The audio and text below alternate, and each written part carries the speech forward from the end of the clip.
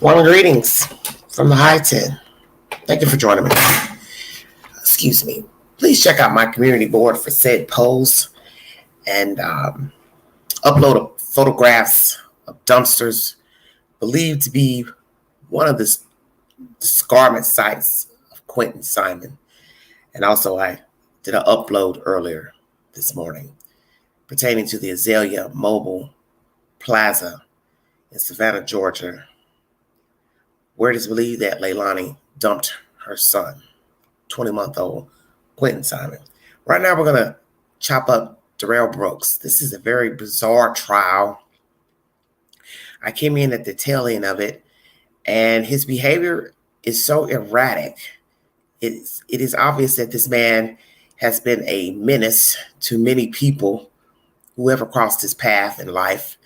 He doesn't know how to conduct himself. He doesn't know how to act. He doesn't know how to talk. But he knows how to put on when he feels like it. And we know this from the man who testified during the trial, whose house he went to get help. So if you can mow down your girlfriend, run her over, then mow down people in a parade, and then go to someone's house to talk kindly, to ask to use a phone, there's nothing wrong with you. You know how to behave. Let's get a little information on this buffoon. Thank you for joining me. The jury is currently deliberating in Waukesha, Wisconsin. Law and Crime Channel information source that I'm bringing you. Well, MSN. Law and Crime has a picture of Mr. Brooks sitting at his desk while defending himself. You know the old saying, a person who defends himself as a fool for an attorney. Okay? Basically. Darrell Brooks has been accused of driving his car into a Christmas parade and killing 6 people. The brutality of the incident and his antics in the courtroom mean people cannot look away. TikTokers have watched every second of the trial and found a new hero in Judge Jennifer R. Darrell.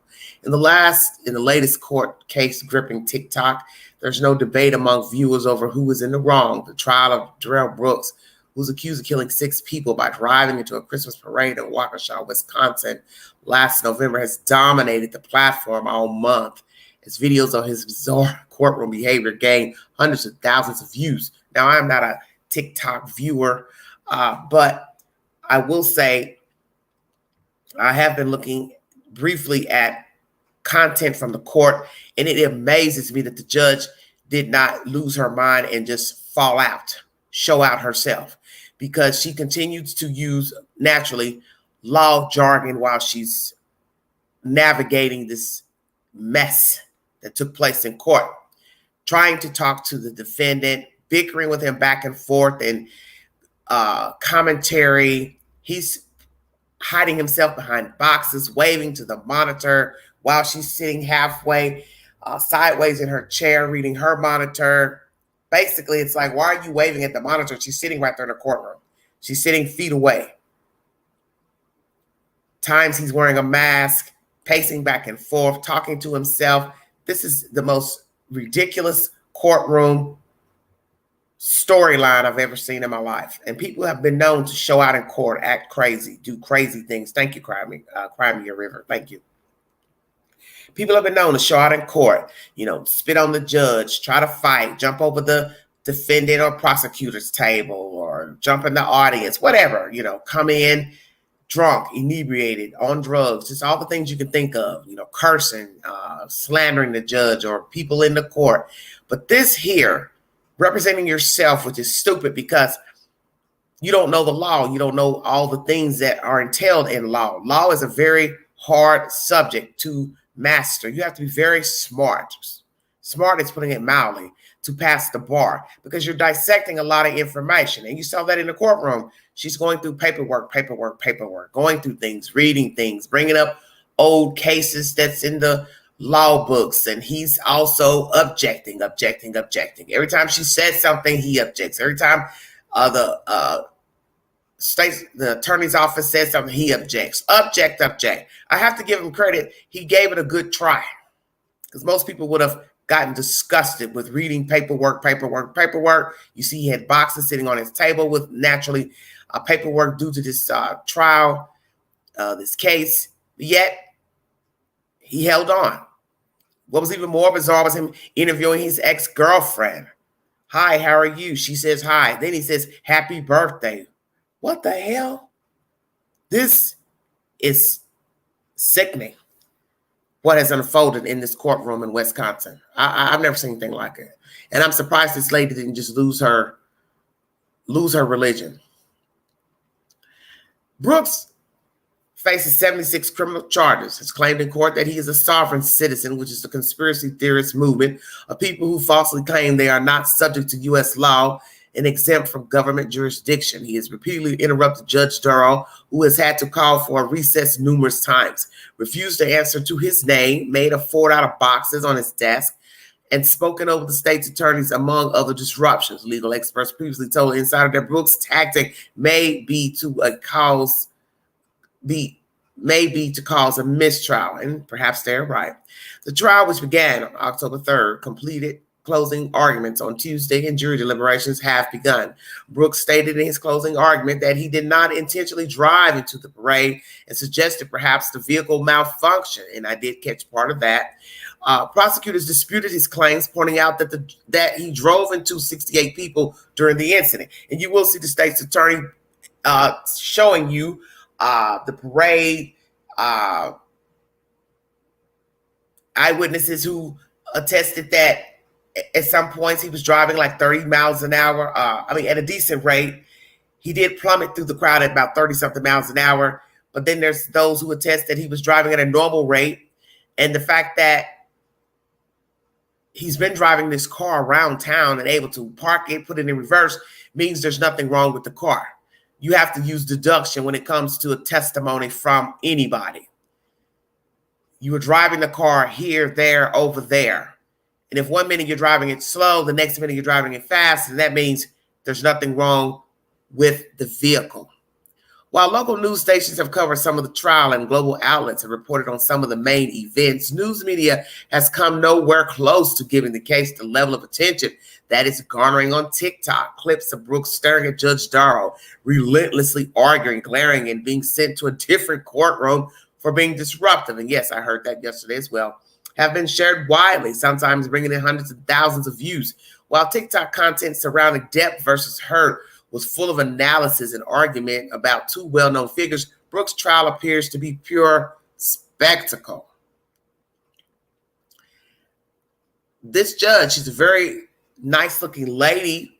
I think she's a pretty lady. I looked at her briefly while watching this debacle that has unfolded in a court, thinking to myself, look at this lady putting up with this nonsense from this buffoon, going to work every day to try to mediate justice in a courtroom, and she's having to babysit a grown-ass black man.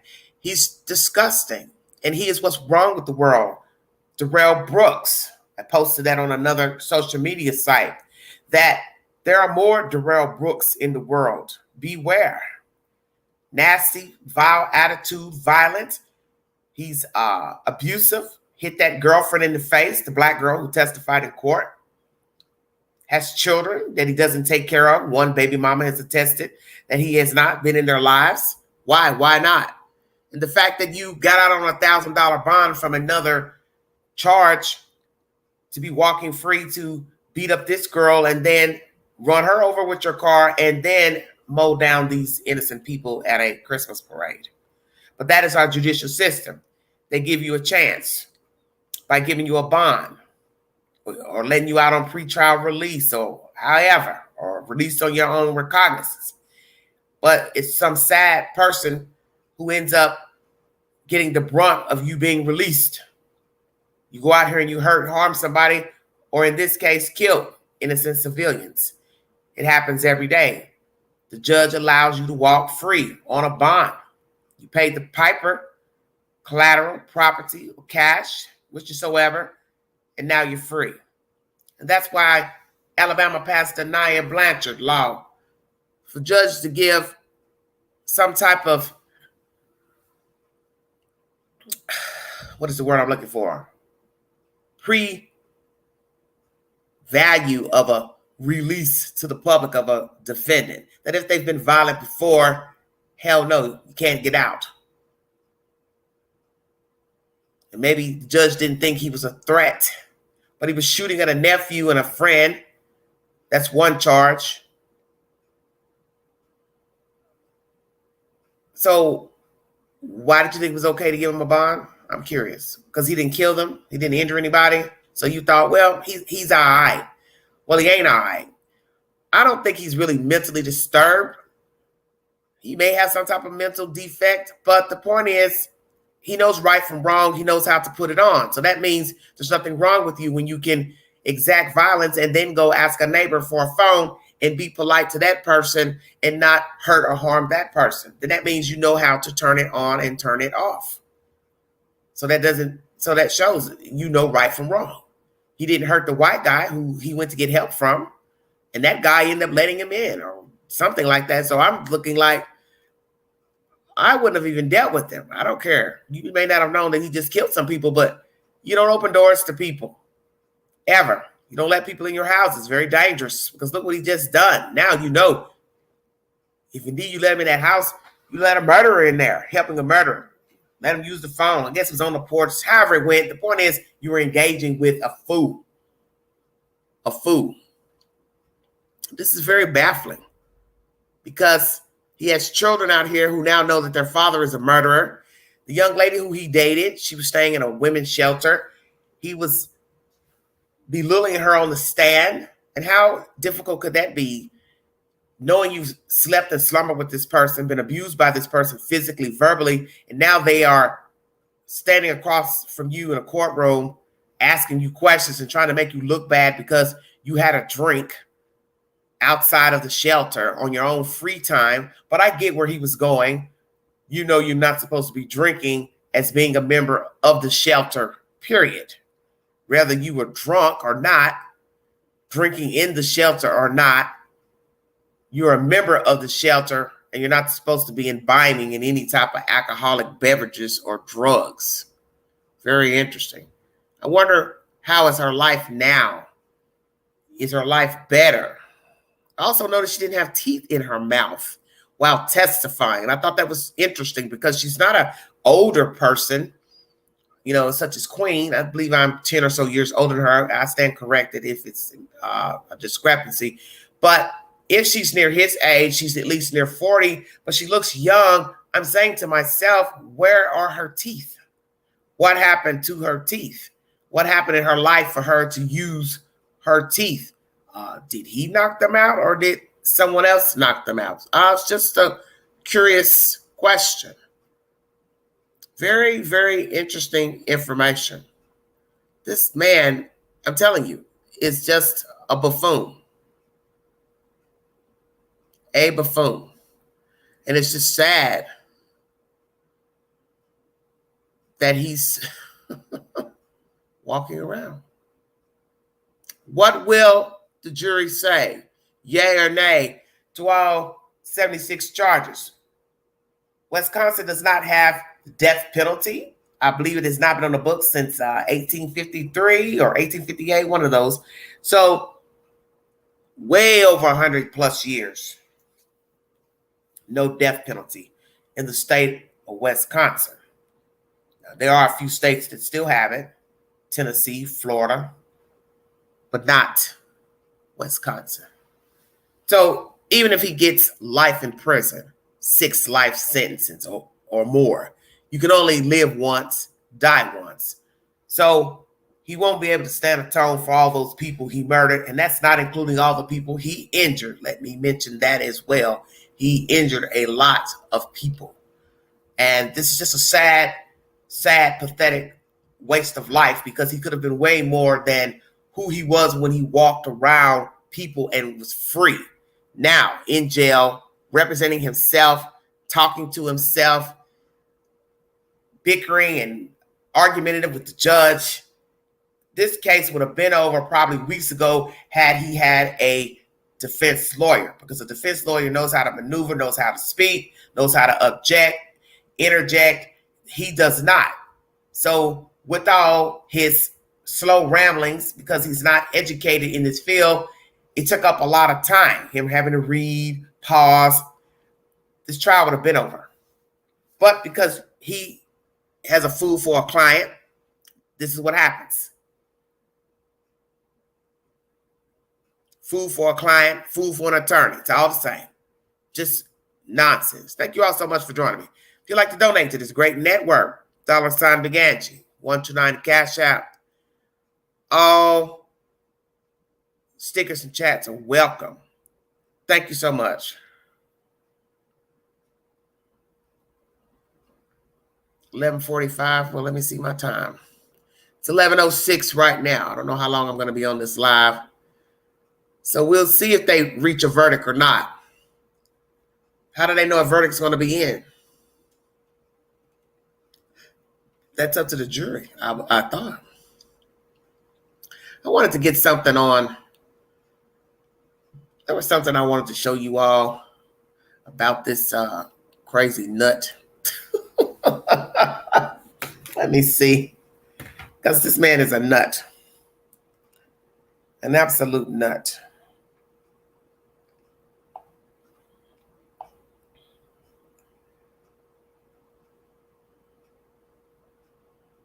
Trying to read some of the comments.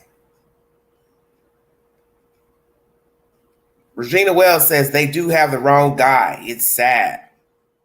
Somebody Sly says, but he's such a good boy. Laughing emojis. Mike Kellogg says, appeal all he wants. Outcome will be the same. Just like Brittany, haha. Sing the anthem from Russia for us. Nasty comments.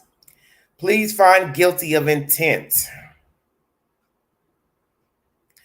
MAGA here. Q all the way. Hope I didn't offend any feelings. He should be back in the cell by 5 p.m. for a honey bun. Wow. Ooh. Jurors have reached a verdict in the trial of Darrell Brooks, the man accused of killing 6 people and injuring dozens. Okay. So maybe they're going to take their time about reading the verdict. Because I was thinking if they rendered a verdict, why not just go ahead and read it? Because it's still early in the day at 11:08. Yes, he has wasted a lot of time. I'll try to stay live as long as I can until they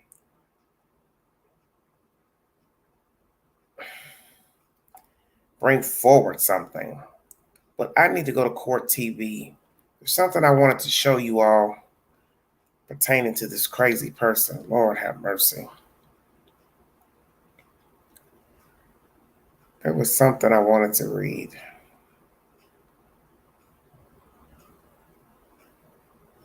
Closing arguments.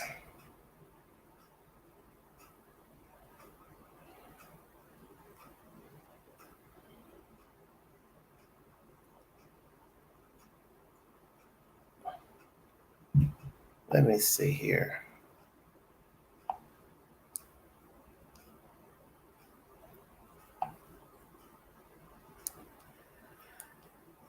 I was trying to see where he was removed. Hold on, you guys. Got too much going on.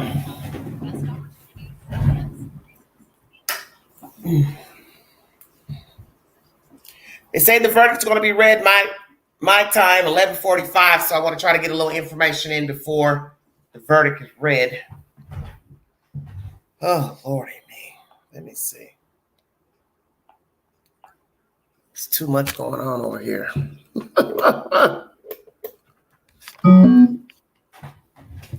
Yes, he was crazy to represent himself. A fool. You know that old saying about a fool? Fool for a client, fool for an attorney. Come on now. It's taking forever. We are back on the record. Appearances are as they were before. This is earlier. Has been 17 hours ago. The court did that because we came out on the record at 2 o'clock following the lunch break. Mr. Brooks was brought to the main courtroom. And during that almost 35 minutes or so, he was insistent on raising a variety of legal issues with which this court has either previously addressed or which are meritless and do not warrant any further response. He is insistent on making a record and an offer of proof.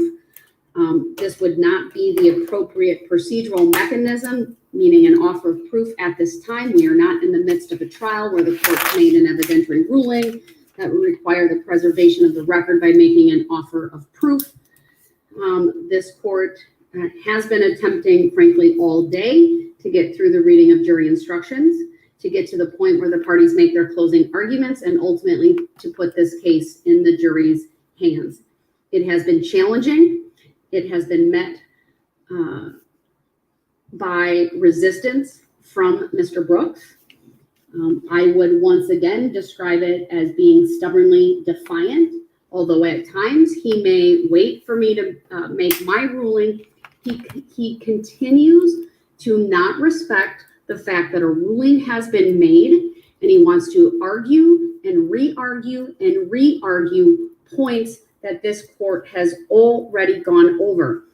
And in an effort to simply put him on notice regarding his behavior, given the history of this case, the court was attempting to set some parameters regarding closing arguments so that they are focused, so that they are proper, and that they follow the law. That was met with a considerable amount of resistance and repeated statements by Mr. Brooks that he has First Amendment rights, Sixth Amendment rights, 14th Amendment rights. He has all of those rights. That is not in dispute, but those rights do not come in a vacuum when we are in a court proceeding, in a trial such as this. The rules of evidence, the rules of procedure, the rules of courtesy and decorum all apply. And this case has demonstrated that a stubbornly defiant defendant can forfeit even important constitutional rights by conduct. That includes the right to be present. It included the right to present further witnesses and testimony, and it included the right of the defendant to testify on his own behalf. I hope that I do not have to go through a decision that forfeits his right, or that makes a finding that he's forfeited his right to make a closing argument. I will certainly wait and see how that goes. I would note he was very respectful when he did his opening statement. It was clear. He made a variety of points. He did so in a way that I would say was very conscientious of people's time. It was cogent. It was concise. It was probably about 35 minutes. I may be off a little bit, but that's what my memory is. It wasn't overly lengthy. I would hope that he follows some of those same things here when he does his closing argument, but he has been removed from this court.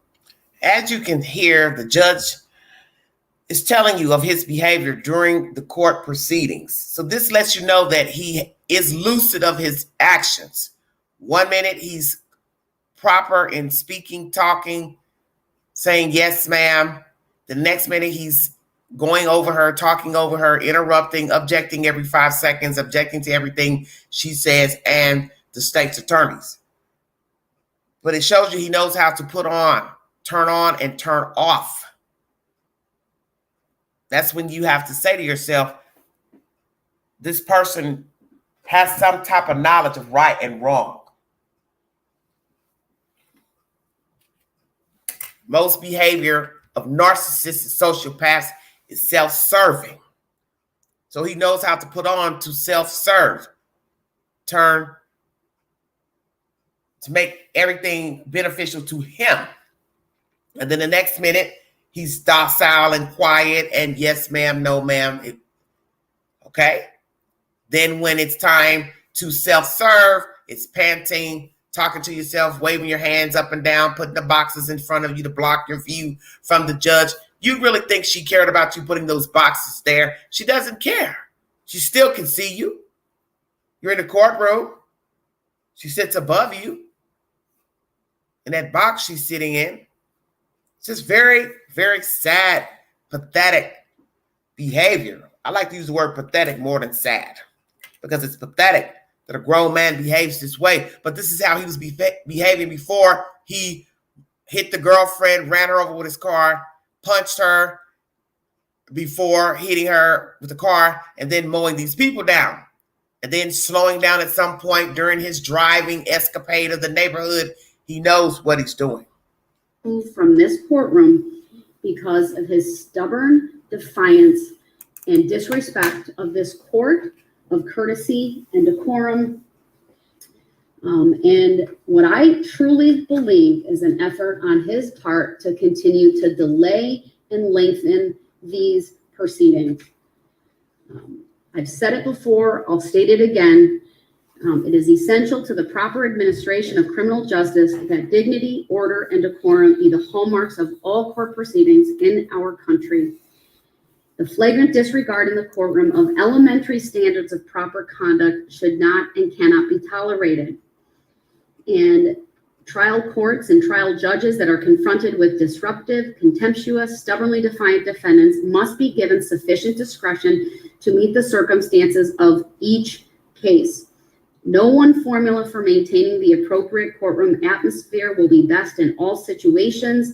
They noted 3 constitutionally permissible ways to handle such a stubbornly defiant defendant.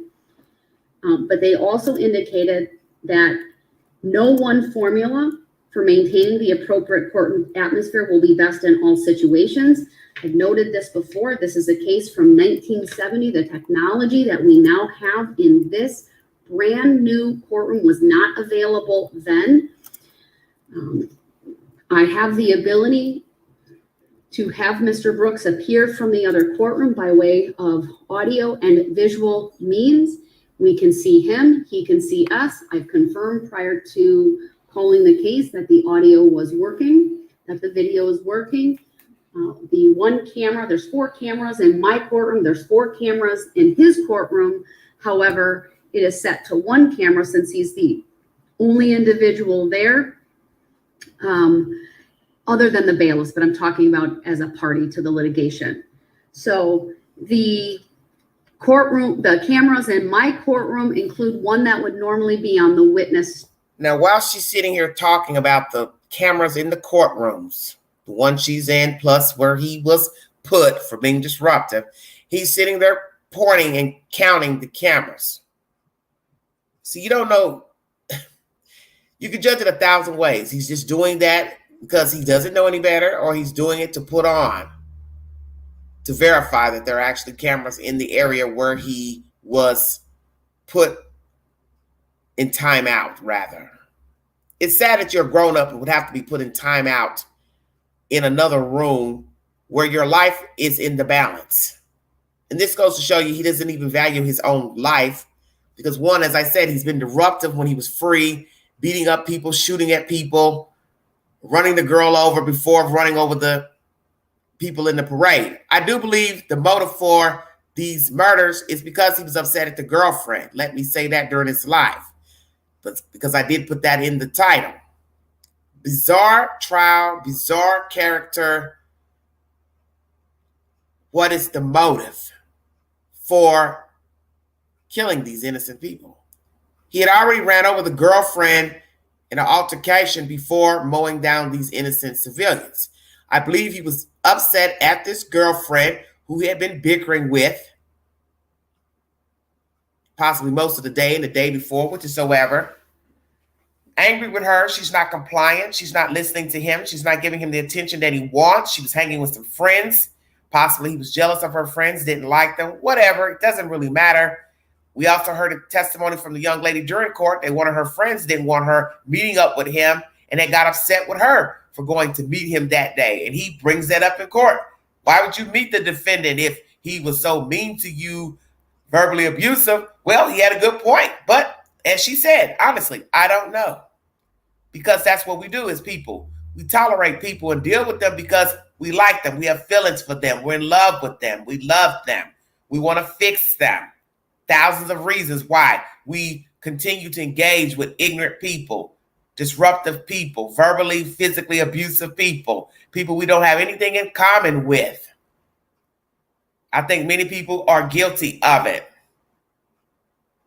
You deal with people you know you don't have any business talking to, engaging with. And sometimes you can judge yourself harshly and say, well, I need to be more nice because of this, this, and this. But then the flip side is, do you? Do you need to be nice to him or her?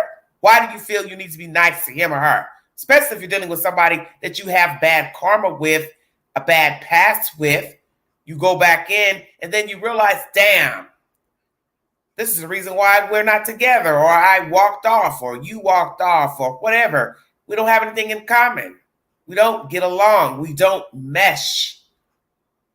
And I think it's time that we realize that we have to cut people off. And when they become verbally abusive, mentally abusive, physically abusive, there's nothing there. Even if you forgive them, don't have a relationship with the person at that time, move on down the road, try to reconnect, whatever the issue is.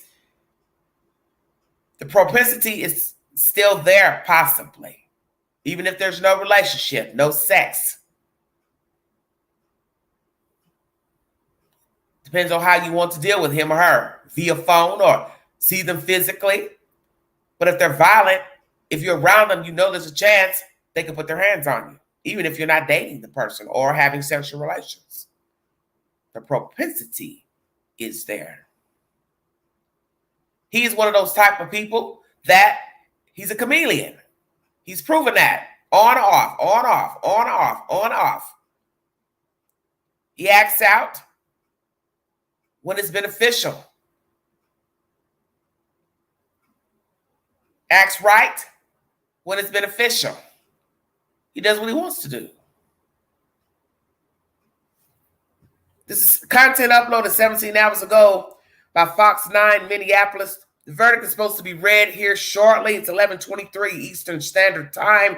I'm just playing you a little bit of information to show you why he was removed from the courtroom yesterday and put in a separate room. He did have access to screens, so he could see what was going on in the courtroom. I must say this judge gave him way too many chances. She should have put him out because it's just bullshit. But this is a trial. This isn't like going before the judge to get a rendering. This was a trial. So the proceedings is different than a one-time stop in court. And he was defending himself, so you couldn't throw him out because he was his own lawyer. I don't guess. I don't know. I have to do a little research on that because I don't see why this went on as long as it did. It's just way too long. Cameras in my courtroom include one that would normally be on the witness stand that has been zoomed out so as to capture the large majority of the jury box. I even adjusted the camera that's on the state's table so that the exhibit that's currently up to my left, her right, Attorney Opper, is viewable in the camera angle, and she is still present within, meaning viewable within that as well. And although I've made a finding that he has forfeited his right to be present for the state's closing argument, I'll find that the technology that I have available, it is that his appearance from the other courtroom is the functional equivalent of appearing in this courtroom and being present due to the technology that is available.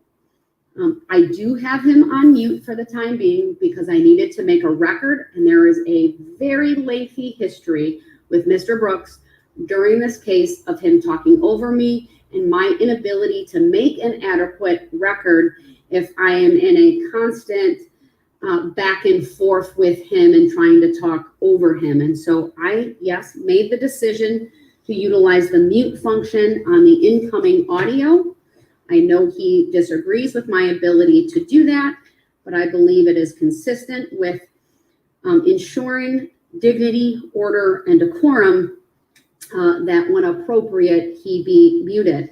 I will advise Mr. Brooks once again that although he has lost his right to be present in this courtroom, he can reclaim the right to be present as soon as he is willing to conduct himself consistently with the decorum and respect inherent in the concepts of courts and judicial proceedings. That includes not interrupting the court. That includes respecting when the court renders a decision by way of an oral ruling, even if he disagrees with it. So with that, I will advise him that once the jury is brought out, I will unmute him. I expect that he will be respectful of them, and I expect that he will not interrupt as the court goes through the couple of final jury instructions I need to go through, including the reading of jury instruction 160, closing arguments of the parties. And then I will turn it over to the state, but I will unmute him at that point. So should he have an objection, he will be able to state objection. I will be able to rule on it. And again, I expect him to honor whatever the ruling that is made. And if he does not do that, then I will utilize the mute function. If he doesn't have it, we'll make sure he has the objection sign. And if I see that, I will unmute him to hear what it is and then make a ruling accordingly. Attorney Hopper. I'm going to pause right there. Now imagine Darrell Brooks as your lover, husband, boyfriend, side piece, parent, co-worker, etc. He will be hard to deal with because you don't know the moment he's going to pop off, start talking crazy, waving his arms around, jumping up and down, acting like a 3-year-old. He's an embarrassment. I couldn't imagine taking this Negro anywhere, going anywhere with him, being in public with him. He shows he didn't have any respect. He doesn't have any respect, present tense. He doesn't have a respect for people. Because anybody that will hit you in public, run you over with a car in public, you need not even ask what they're doing to you in private. And I always tell people that public persona naturally is always different than private. Most people put on a nice face in public if they don't want to show who they really are. But behind closed doors, they act a monkey's ass. So this heathen here, he didn't care where he was. You already know if he's acting like this in public, he was acting like this in private. Acting violent, cussing, fussing, pushing, shoving. And he obviously likes being behind the wheel of a car to show his masculinity. I'll get you, I'll run your ass over. That's what he did to the girlfriend right before bogarting that parade. He was angry with her. It has been said in a few articles that there is no motive been revealed for why he did this. Obviously, they've asked him. He has not responded, FBI agents, detectives. But I believe it's the girlfriend. He was mad at her, angry with her, frustrated. She wouldn't act right. I'll show her. I'll show everybody else. He possibly looked down the street, saw people enjoying themselves, having a good time, living life, and he didn't like that. What are they happy about? What are they smiling for? What are they so gay about? I'm pissed off. This BITCH has angered me, made me mad, got me all upset, and y'all up here marching down the street having a good time while I'm angry. Is that how it went, Darrell Brooks? You were mad at your girlfriend and you were turning blocks and corners, seeing everybody going about their day, having a good time, enjoying themselves. And you didn't like the fact that these people were engaging in what is to be a positive day, would have been a positive day, positive moment in time. you weren't feeling good and great about yourself and your life and your relationship with this woman. So you saw some people who were having a good time, enjoying themselves. You're trying to figure out what the fuck they're so happy about. So you mowed those innocent people down on that fateful day in Waukesha, Wisconsin. Injuring lots of people. You did. Children. A boy child died. Out having a good time. Little did he know he wouldn't be enjoying the rest of the parade or ever seeing his parents and family and friends again. Would never grow up to pick and choose what type of life he could have. You also murdered some older women, dancing queens as they call them, out having a good time. You took that from them. You stole their lives because you are a bitter bitch. And there are a lot of people like you. They're angry with the world. They don't find anything good in the world. They don't have anything nice to say. They have a complaint about everything. They have a complaint about everybody. They want everybody to conform to their idealisms and ideologies. They want everybody to dance to their music. But that's not life and that's not realistic. We all entitled to our opinion. We're entitled to live as we see fit and go about our way. But we do not have the right to snuff out a life because we're having a bad day or we're angry. They won't listen to us, talk to us. They don't understand us. We're venting. We need a victim. That is why I believe you mowed down those people. You needed somebody to hear you roar. Woe is me. I'm angry. Nobody cares. Nobody loves me. I'm not important. I'm not validated. I will show everyone I am important. I've got feelings. I'm validated today. I'll kill these people. I don't give a fuck. Is that your attitude? I'm just looking through the glass, Mr. Brooks, and that's my perception of you. Is that you were angry that day and you wanted to be validated. You wanted to show the world that you were angry with that girl, and you didn't care about anybody else's feelings because you felt nobody cared about your feelings. Perhaps you have always been this lonely vessel in life, possibly started in childhood. We hear that your mother went on and on about you needing mental help. You didn't have the money to afford mental care, medicine, but I believe that's bullshit because you were able to post $1,000 bond. So if you have $1,000 to post a bond, you had $1,000 to pay your way at a clinic, pay for some medicines. You can get RX discounted with a discount card, so it's bullshit.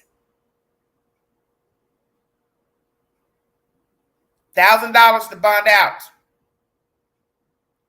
Down the road, you'd have to pay court costs and fines and possibly probation fees. So I'm going to say it to your mama. Come again? He don't got no money to pay to see a doctor. He could have went to a free clinic or a discount medical clinic. I mean, this is a suburb outside of a major city, Milwaukee. Come on now. You want me to believe there are no medical clinics where you can get a discount rate to see a doctor or physician's assistant? You know I know better.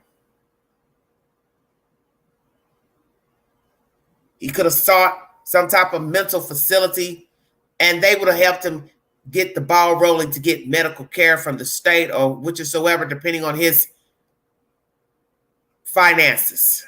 Did he have a job? He had a car, but oops, we now find out that was the mother's car. So imagine that.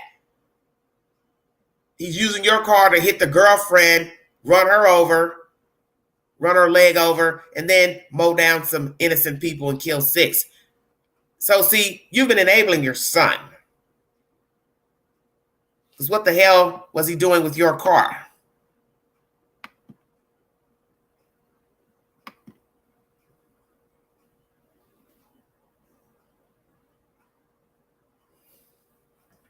What was he doing with your car? 10 more minutes till the verdict is read. Please could you confirm that the audio and video are working in the next courtroom? This is 17 hours ago. I don't know if you want to do it now or at a later time, but I think we should make a record, as I will be displaying a PowerPoint during my closing argument, throughout my closing argument, and I'm not sure how that is projected in the next room or how it affects what we see in this room, Your Honor, but we should make a record of that at some point. Thank you. My understanding is Madam Clerk has the ability, so that is displayed not only here, but in the neighboring courtroom. If you would be so kind as when you start displaying it, just make some type of record, excuse me, so that the bailiff who's over there, if it's not being properly viewable, if it's not viewable, that we can stop and adjust accordingly. Okay. Thank you. If you would like, before the jury comes out, we could do a test. Yes, could we please? Please.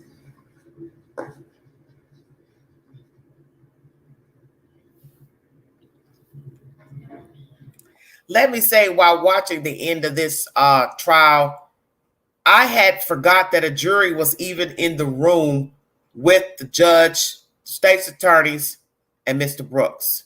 Because of all the wrangling back and forth between the judge and Mr. Brooks, the objections, she's talking back and forth, he's talking over her, it dawned on me, wait a minute, there's a jury in here.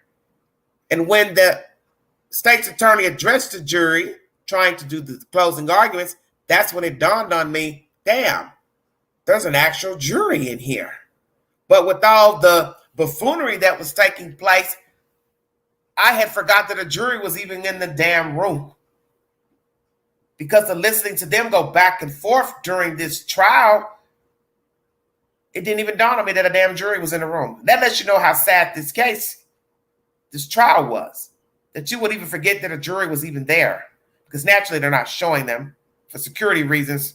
But all the wranglings back and forth with the objections, the numerous tedious, hideous objections from Mr. Brooks, she having to explain this and law this, book this, number this, going back old cases to secure her reasoning for the objections. I didn't even think 12 members were even in the room.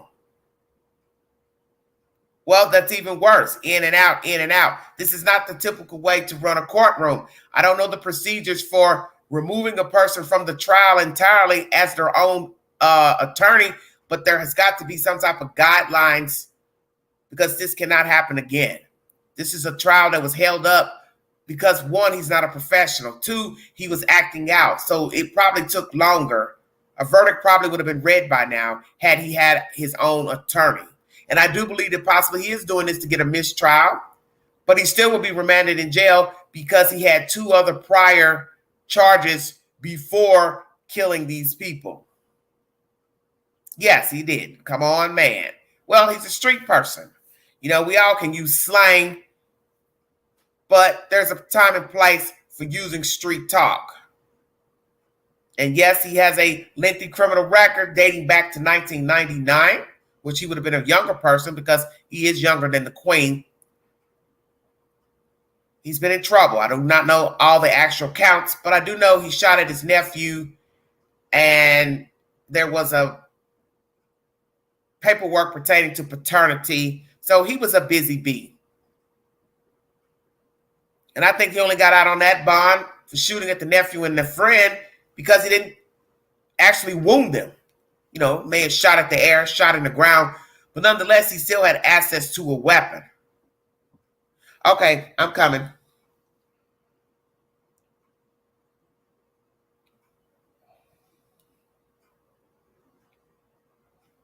Hold on.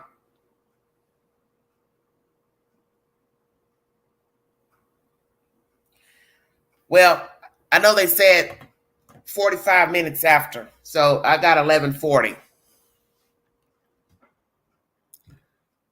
Yes, it's disrespectful. Well, that's why this trial was so bizarre. 1, he wanted to represent himself. 2, he was disruptive and disrespectful. And it went on and on and on. And I did not watch the trial up until just a day or two ago, just looking at bits and clips of his behavior. And I will say he did fairly well for somebody that didn't know the law, because he knew to object to everything. Hey, whatever they say, just object. Which, I think a 5-year-old could have told you to do that. Just object to everything. But the fact that he could hold his own and continue to read all the paperwork, the discovery, the evidence, it takes a strong mind to continue to do that day for day when, one, you're not studying law, you've never studied law, and you don't have a degree. But he's off his rocker, so he had the stamina to read all that paperwork and play these mind games with the judge and the state's attorneys in the courtroom. I pray that nobody else ever represents themselves, because this would be daunting for someone sitting in the courtroom, listening at this, and then, God forbid, the person decides to become combative. Now you're going back and forth with them. That's just too much. You're very welcome, Gigi. And yes, please check out my video of the dumpsters. These are alleged dumpsters or said dumpsters in that general area of the apartment complex, trailer park.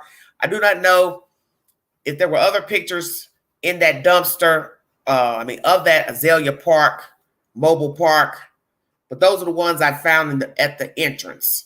The neighboring store, the ones belonging to Azalea. Then there was another bin. I don't know exactly what that was. I took a picture of that, and that's on my community board. And if there were any more dumpsters in that Azalea Park, I did not show them. I just gave you a general area of what I found when you first come in.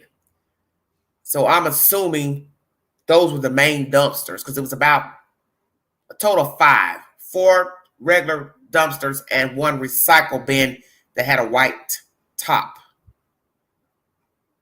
Thank you for joining me. Well, that's the thing about life. Anybody could be a good person. You're going to mess up. You're going to, do things and say things that may not be acceptable to others. But the point is, you could generally be a decent person if you attempt to. So who Darrell became was on him, because he knows how to turn it on and off. So that means he knows how to behave. Because the way he behaved with the white gentleman after the murders shows that he knows how to talk and conduct himself, ask for a favor, say yes, ma'am, no, sir, yes, sir. He knows how to act. So he chose to be a menace before reaching that man's porch. Here we go. Just one note that Mr. Brooks is now present in a suit. And I will also advise that at 9:43 a.m. this morning, I was advised that the jury had reached verdicts in this matter. And without anything further, I'll have the jury brought out.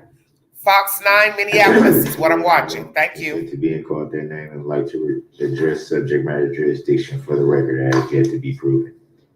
Your objections are noted and will not be addressing subject matter jurisdiction. Please bring the jury out. Would it be proven for the record, Your Honor?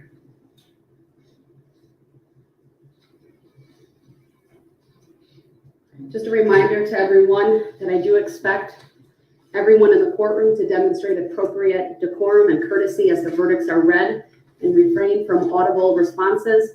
Any disruptions may result in removal from the courtroom.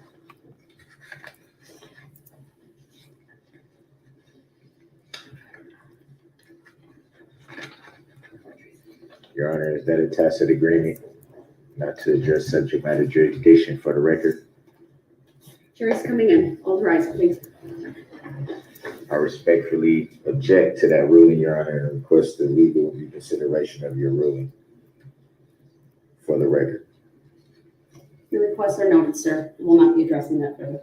For the record, may I respectfully reject that ruling and take exception to that ruling, Your Honor.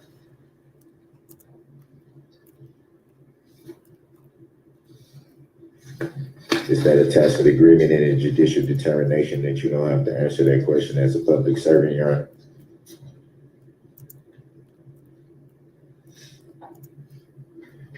For the record, may I request the legal or factual basis for your ruling, Your Honor?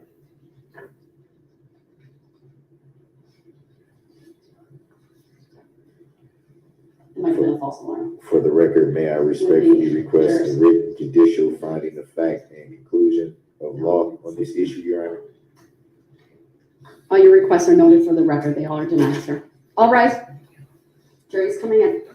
For the record, may I respectfully move for an interlocutory declaratory appeal on this matter, Your Honor? Denied. For the record, may I move to stay these proceedings until this instant matter is adjudicated by a court of competent jurisdiction? Denied. Based on what law or fact, Your Honor?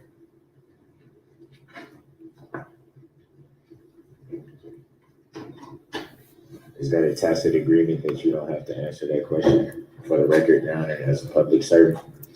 You don't have to address admiralty law or common law if this court is operating under admiralty law. Will not be addressing any of those issues, sir.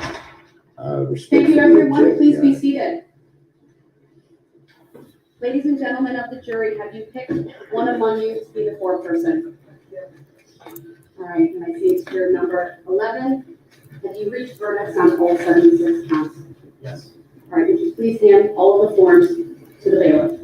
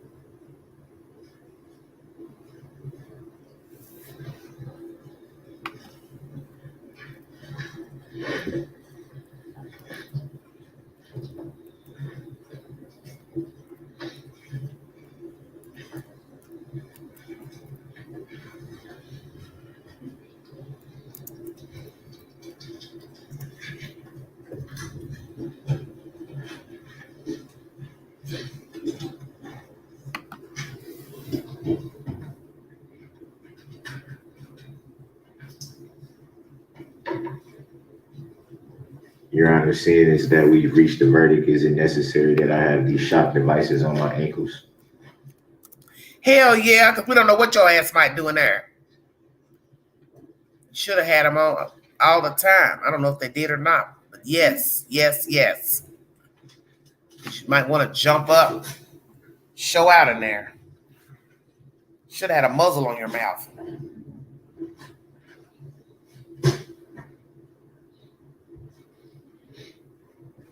Thank you, everybody. You're watching the verdict of Darrell Brooks, who killed 6 people in Waukesha, Wisconsin, a year ago during a Christmas parade. Many people were injured. One boy child died. We're now in court, waiting on the verdict to be read. Thank you all so much for patronizing this network. He has been asking her for jurisdictions of the people, I guess, who are on the jury. I don't know. I don't really know what he was asking. But anyway, she's not adhering to what he's saying.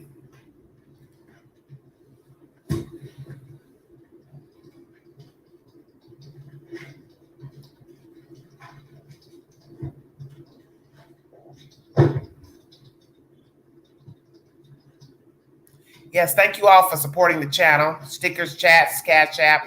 Thank you so much.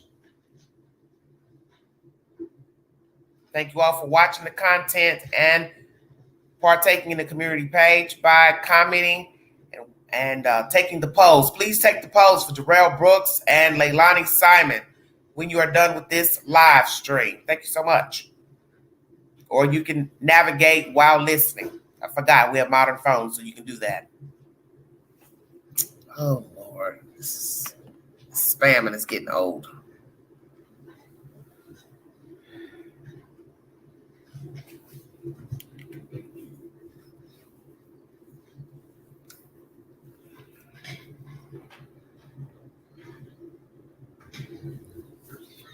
I don't know what they're doing. Ooh, Lord. 11:50. Come on, you guys. Rate the verdict. Enough of this.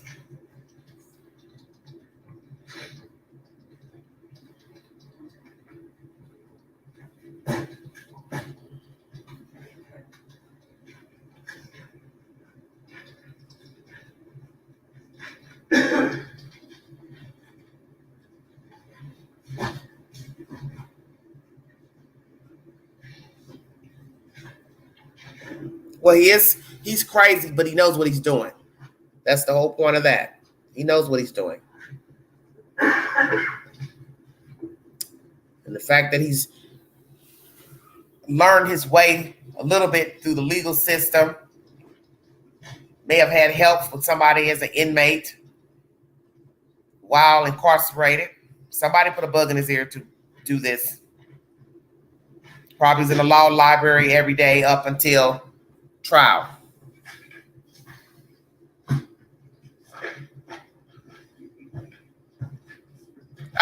That's okay, Gigi. We ain't worried about the bots, honey. And I have confirmed that there are 76 signed verdicts and 76 unsigned verdicts. Which would be what I would expect. All right, I will read each one into the record. We, the jury, find the defendant, Darrell E. Brooks, guilty of first-degree intentional homicide as charged in count 1 of the information, dated this 26th day of October 2022, signed by the foreperson, juror number 11. If you find the defendant guilty of first-degree intentional homicide, answer the following question, yes or no. Did the defendant commit first-degree intentional homicide while using a dangerous weapon? Answer, yes. We, the jury, find the defendant, Darrell E. Brooks, guilty of first-degree intentional homicide as charged in count 2 of the information. Did the defendant commit first-degree intentional homicide while using a dangerous weapon? Answer, yes. You piece of shit. Hey, you are to be removed right now. You will not do that. I thought he was talking to the judge. I was like, what the hell? We, the jury, Oh my find the goodness. defendant, Darrell E. Brooks, guilty of first-degree intentional homicide as charged in count 3 of the information. And I should state as to count 2, it was signed and dated by the foreperson, same as to count 3. Did the defendant commit first-degree intentional homicide while using a dangerous weapon? Answer, yes. We, the jury, find the defendant, Darrell E. Brooks, guilty of first-degree intentional homicide as charged in count 4 of the information. Dated this 26th day of October 2022, signed by the foreperson. Did the defendant commit first-degree intentional homicide while using a dangerous weapon? Answer, yes. We, the jury, find the defendant, Darrell E. Brooks, guilty of first-degree intentional homicide as charged in count 5 of the information, dated today's date and signed by the foreperson. Did the defendant commit first-degree intentional homicide while using a dangerous weapon? Answer, yes. We, the jury, find the defendant, Darrell E. Brooks, guilty of first-degree intentional homicide as charged in count 6 of the information, dated today's date, signed by the foreperson. Did the defendant commit first-degree intentional homicide while using a dangerous weapon? Answer, yes. We, the jury, find the defendant, Darrell E. Brooks, guilty of first-degree recklessly endangering safety as charged in count 7 of the information, dated today's date and signed by the foreperson. Did the defendant commit first-degree recklessly endangering safety while using a dangerous weapon? Answer, yes. We, the jury, find the defendant, Darrell E. Brooks, guilty of first-degree recklessly endangering safety as charged in count 8 of the information, dated today's date and signed by the foreperson. Did the defendant commit first-degree recklessly endangering safety while using a dangerous weapon? Answer, yes. We, the jury, find the defendant, Darrell E. Brooks, guilty of first-degree recklessly endangering safety as charged in count 9 of the information, dated today's date, signed by the foreperson. Did the defendant commit first-degree recklessly endangering safety while using a dangerous weapon? Answer, yes. We, the jury, find the defendant, Darrell E. Brooks, guilty of first degree recklessly endangering safety as charged in count 10 of the information, dated today's date and signed by the foreperson. Did the defendant commit first degree recklessly endangering safety while using a dangerous weapon? Answer, yes. We, the jury, find the defendant, Darrell E. Brooks, guilty of first degree recklessly endangering safety as charged in count 11 of the information, dated today's date, signed by the foreperson. Did the defendant commit first degree recklessly endangering safety while using a dangerous weapon? Yes. We, the jury, find the defendant, Darrell E. Brooks, guilty of first degree recklessly endangering safety as charged in count 12 of the information, dated today's date, signed by the foreperson. Did the defendant commit first degree recklessly endangering safety while using a dangerous weapon? Answer, yes. We, the jury, find the defendant, Darrell E. Brooks, guilty of first degree recklessly endangering safety as charged in count 13 of the information, dated today's date, signed by the foreperson. Did the defendant commit first degree recklessly endangering safety while using a dangerous weapon? Answer, yes.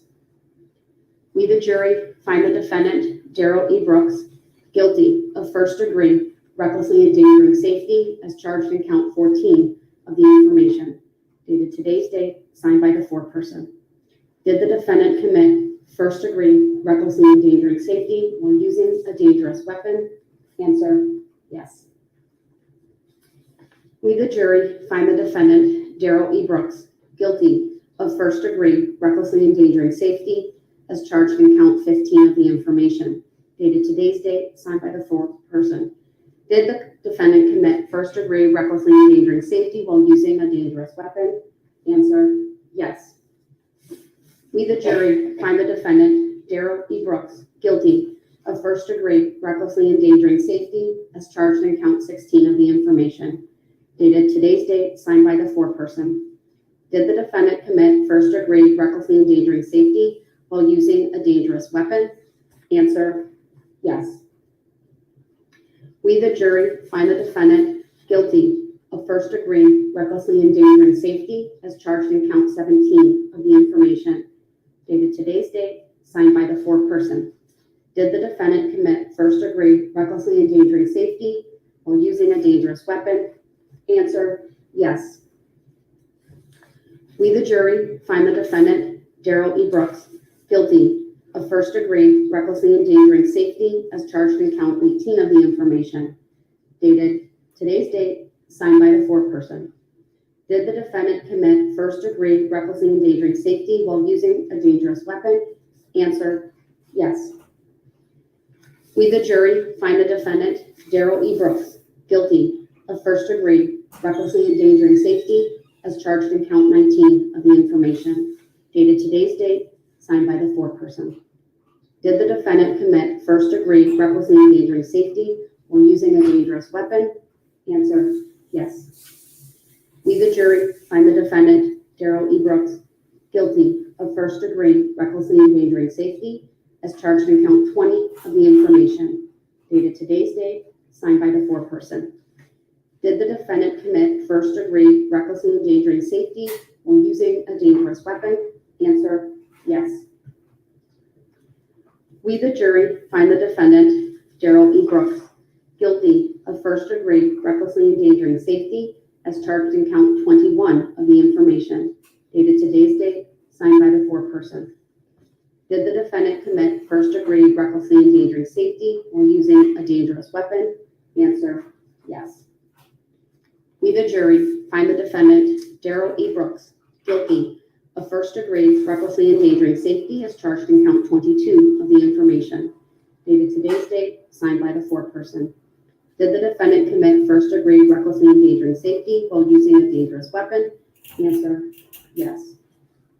We, the jury, find the defendant, Darrell E. Brooks, guilty of first degree recklessly endangering safety as charged in count 23 of the information, dated today's date, signed by the foreperson.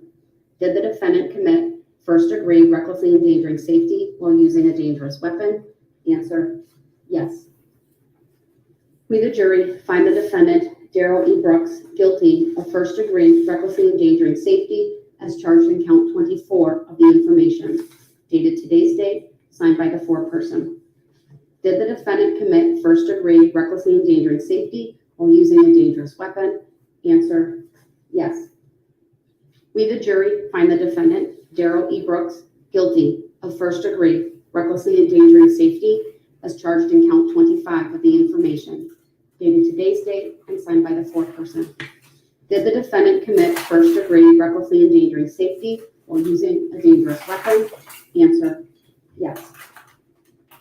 We, the jury, find the defendant, Darrell E. Brooks, guilty of first-degree recklessly endangering safety as charged in count 26 of the information, dated today's date, signed by the foreperson. Did the defendant commit first-degree recklessly endangering safety while using a dangerous weapon? Answer, yes. We, the jury, find the defendant, Darrell E. Brooks, guilty of first-degree recklessly endangering safety as charged in count 27 of the information, dated today's date, signed by the foreperson. Did the defendant commit first-degree recklessly endangering safety while using a dangerous weapon? Answer, yes. We, the jury, find the defendant, Darrell E. Brooks, guilty of first-degree recklessly endangering safety as charged in count 28 of the information, dated today's date, signed by the foreperson. Did the defendant commit first-degree recklessly endangering safety while using a dangerous weapon? Answer, yes. We, the jury, find the defendant, Darrell E. Brooks, guilty of first-degree recklessly endangering safety as charged in count 29 of the information, dated today's date, signed by the foreperson. Did the defendant commit first-degree recklessly endangering safety while using a dangerous weapon? Answer, yes. We, the jury, find the defendant, Darrell E. Brooks, guilty of first-degree recklessly endangering safety as charged in count 30 of the information, dated today's date, signed by the foreperson. Did the defendant commit first-degree recklessly endangering safety while using a dangerous weapon? Answer, yes. We, the jury, find the defendant, Darrell E. Brooks, guilty of first-degree recklessly endangering safety as charged in count 31 of the information, dated today's date, signed by the foreperson. Did the defendant commit first-degree recklessly endangering safety while using a dangerous weapon? Answer, yes. We, the jury, find the defendant, Darrell E. Brooks, guilty of first-degree recklessly endangering safety as charged in count 32 of the information, dated today's date, signed by the foreperson. Did the defendant commit first-degree recklessly endangering safety while using a dangerous weapon? Answer, yes. We, the jury, find the defendant, Darrell E. Brooks, guilty of first-degree recklessly endangering safety as charged in count 33 of the information, dated today's date, signed by the foreperson. Did the defendant commit first-degree recklessly endangering safety while using a dangerous weapon? Answer, yes. We, the jury, find the defendant, Darrell E. Brooks, guilty of first-degree recklessly endangering safety as charged in count 34 of the information, dated today's date, signed by the foreperson. Did the defendant commit first-degree recklessly endangering safety while using a dangerous weapon? Answer, yes. We, the jury, find the defendant, Darrell E. Brooks, guilty of first-degree recklessly endangering safety as charged in count 35 of the information, dated today's date, signed by the foreperson. Did the defendant commit first-degree recklessly endangering safety while using a dangerous weapon? Answer, yes. We, the jury, find the defendant, Darrell E. Brooks, guilty of first-degree recklessly endangering safety as charged in count 36 of the information, dated today's date, signed by the foreperson. Did the defendant commit first-degree recklessly endangering safety while using a dangerous weapon? Answer, yes. We, the jury, find the defendant, Darrell E. Brooks, guilty of first-degree recklessly endangering safety as charged in count 37 of the information, dated today's date, signed by the foreperson. Did the defendant commit first degree recklessly endangering safety while using a dangerous weapon? Answer, yes. We, the jury, find the defendant, Darrell E. Brooks, guilty of first degree recklessly endangering safety as charged in count 38 of the information. Dated today's date, signed by the foreperson. Did the defendant commit first degree recklessly endangering safety while using a dangerous weapon? Answer, yes. We, the jury, find the defendant, Darrell E. Brooks, guilty of first degree recklessly endangering safety as charged in count 39 of the information. Dated today's date, signed by the foreperson. Did the defendant commit first degree recklessly endangering safety while using a dangerous weapon? Answer, yes.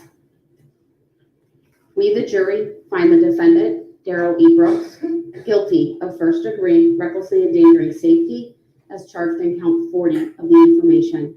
Dated today's date, signed by the foreperson. Did the defendant commit first degree recklessly endangering safety while using a dangerous weapon? Answer, yes.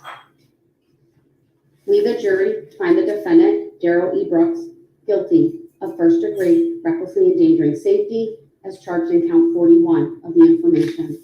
Dated today's date, signed by the foreperson. Did the defendant commit first degree recklessly endangering safety while using a dangerous weapon? Answer, yes. We, the jury, find the defendant, Darrell E. Brooks, guilty of first degree recklessly endangering safety as charged in count 42 of the information. Dated today's date and signed by the foreperson. Did the defendant commit first degree recklessly endangering safety while using a dangerous weapon? Answer, yes. We, the jury, find the defendant, Darrell E. Brooks, guilty of first degree recklessly endangering safety as charged in count 43 of the information. Dated today's date, signed by the foreperson. Did the defendant commit first degree recklessly endangering safety while using a dangerous weapon? Answer, yes. We, the jury, find the defendant, Darrell E. Brooks, guilty of first degree recklessly endangering safety as charged in count 44 of the information. Dated today's date, signed by the foreperson. Did the defendant commit first degree recklessly endangering safety while using a dangerous weapon? Answer, yes. We, the jury, find the defendant, Darrell E. Brooks, guilty of first degree recklessly endangering safety as charged in count 45 of the information. Dated today's date and signed by the foreperson. Did the defendant commit first degree recklessly endangering safety while using a dangerous weapon? Answer, yes. We, the jury, find the defendant, Darrell E. Brooks, guilty of first degree recklessly endangering safety as charged in count 46 of the information. Dated today's date and signed by the foreperson. Did the defendant commit first degree recklessly endangering safety while using a dangerous weapon? Answer, yes. We, the jury, find the defendant, Darrell E. Brooks, guilty of first degree recklessly endangering safety as charged in count 47 of the information. Dated today's date and signed by the foreperson. Did the defendant commit first degree recklessly endangering safety while using a dangerous weapon? Answer, yes. We, the jury, find the defendant, Darrell E. Brooks, guilty of first degree recklessly endangering safety as charged in count 48 of the information. Dated today's date, signed by the foreperson. Did the defendant commit first degree recklessly endangering safety while using a dangerous weapon? Answer, yes. We, the jury, find the defendant, Darrell E. Brooks, guilty of first degree recklessly endangering safety as charged in count 49 of the information. Dated today's date and signed by the foreperson. Did the defendant commit first degree recklessly endangering safety while using a dangerous weapon? Answer, yes. We, the jury, find the defendant, Darrell E. Brooks, guilty of first degree recklessly endangering safety as charged in count 50 of the information. Dated today's date and signed by the foreperson. Did the defendant commit first-degree recklessly endangering safety while using a dangerous weapon? Answer, yes. We, the jury, find the defendant, Darrell E. Brooks, guilty of first-degree recklessly endangering safety as charged in count 51 of the information, dated today's date and signed by the foreperson. Did the defendant commit first-degree recklessly endangering safety while using a dangerous weapon? Answer, yes. We, the jury, find the defendant, Darrell E. Brooks, guilty of first-degree recklessly endangering safety as charged in count 52 of the information, dated today's date and signed by the foreperson. Did the defendant commit first-degree recklessly endangering safety while using a dangerous weapon? Answer, yes. We, the jury, find the defendant, Darrell E. Brooks, guilty of first-degree recklessly endangering safety as charged in count 53 of the information, dated today's date and signed by the foreperson. Did the defendant commit first-degree recklessly endangering safety while using a dangerous weapon? Answer, yes. We, the jury, find the defendant, Darrell E. Brooks, guilty of first-degree recklessly endangering safety as charged in count 54 of the information, dated today's date and signed by the foreperson. Did the defendant commit first-degree recklessly endangering safety while using a dangerous weapon? Answer, yes. We, the jury, find the defendant, Darrell E. Brooks, guilty of first-degree recklessly endangering safety as charged in count 55 of the information, dated today's date and signed by the foreperson. Did the defendant commit first-degree recklessly endangering safety while using a dangerous weapon? Answer, yes. We, the jury, find the defendant, Darrell E. Brooks, guilty of first-degree recklessly endangering safety as charged in count 56 of the information, dated today's date and signed by the foreperson. Did the defendant commit first-degree recklessly endangering safety while using a dangerous weapon? Answer, yes. We, the jury, find the defendant, Darrell E. Brooks, guilty of first-degree recklessly endangering safety as charged in count 57 of the information, dated today's date and signed by the foreperson. Did the defendant commit first-degree recklessly endangering safety while using a dangerous weapon? Answer, yes. We, the jury, find the defendant, Darrell E. Brooks, guilty of first-degree recklessly endangering safety as charged in count 58 of the information, dated today's date and signed by the foreperson. Did the defendant commit first-degree recklessly endangering safety while using a dangerous weapon? Answer, yes. We, the jury, find the defendant, Darrell E. Brooks, guilty of first-degree recklessly endangering safety as charged in count 59 of the information, dated today's date and signed by the foreperson. Did the defendant commit first-degree recklessly endangering safety while using a dangerous weapon? Answer, yes. We, the jury, find the defendant, Darrell E. Brooks, A lot of counts. of first-degree 76 counts. That's a lot to read. as charged in count 60 of the information, dated today's date and signed by the foreperson. Did the defendant commit Nobody to first-degree blame but recklessly himself. endangering safety while using a dangerous weapon? Answer, yes. We, the jury, find the defendant, Darrell E. Brooks, guilty of first-degree recklessly endangering safety as charged in count 61 of the information, dated today's date and signed by the foreperson. Did the defendant commit first-degree recklessly endangering safety while using a dangerous weapon? Answer, yes. Lord have mercy. We, the jury, find the 20 minutes defendant, of this. Darrell E. Brooks, guilty of first-degree recklessly endangering safety as charged in count 62 of the information, dated today's date and signed by the foreperson. Did the defendant commit first-degree recklessly endangering safety while using a dangerous weapon? Answer, yes. We, the jury, find the defendant, Darrell E. Brooks, guilty of first-degree recklessly endangering safety as charged in count 63 of the information, dated today's date and signed by the foreperson. Did the defendant commit first-degree recklessly endangering safety while using a dangerous weapon? Answer, yes. We, the jury, find the defendant, Darrell E. Brooks, guilty of first-degree recklessly endangering safety as charged in count 64 of the information, dated today's date and signed by the foreperson. Did the defendant commit first-degree recklessly endangering safety while using a dangerous weapon? Answer, yes. We, the jury, find the defendant, Darrell E. Brooks, guilty of first-degree recklessly endangering safety as charged in count 65 of the information, dated today's date and signed by the foreperson. Did the defendant commit first-degree recklessly endangering safety while using a dangerous weapon?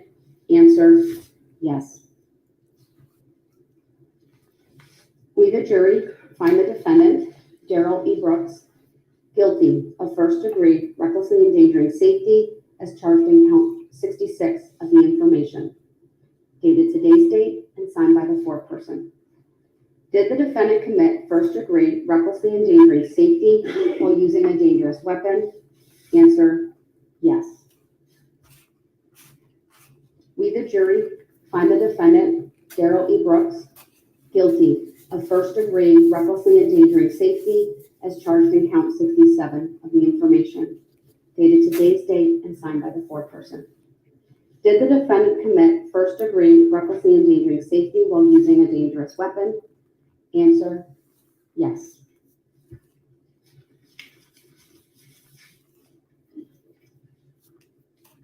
We, the jury, find the defendant, Darrell E. Brooks, guilty of hit and run as charged in count 68 of the information. Did the accident involve death to Virginia Sorensen? Answer, yes. Dated today's date and signed by the foreperson. We, the jury, find the defendant, Darrell E. Brooks, guilty of hit and run as charged in count 69 of the information, dated today's date and signed by the foreperson. Did the accident involve death to Leanna Owen? Answer, yes. We, the jury, find the defendant, Darrell E. Brooks, guilty of hit and run as charged in count 70 of the information, dated today's date and signed by the foreperson.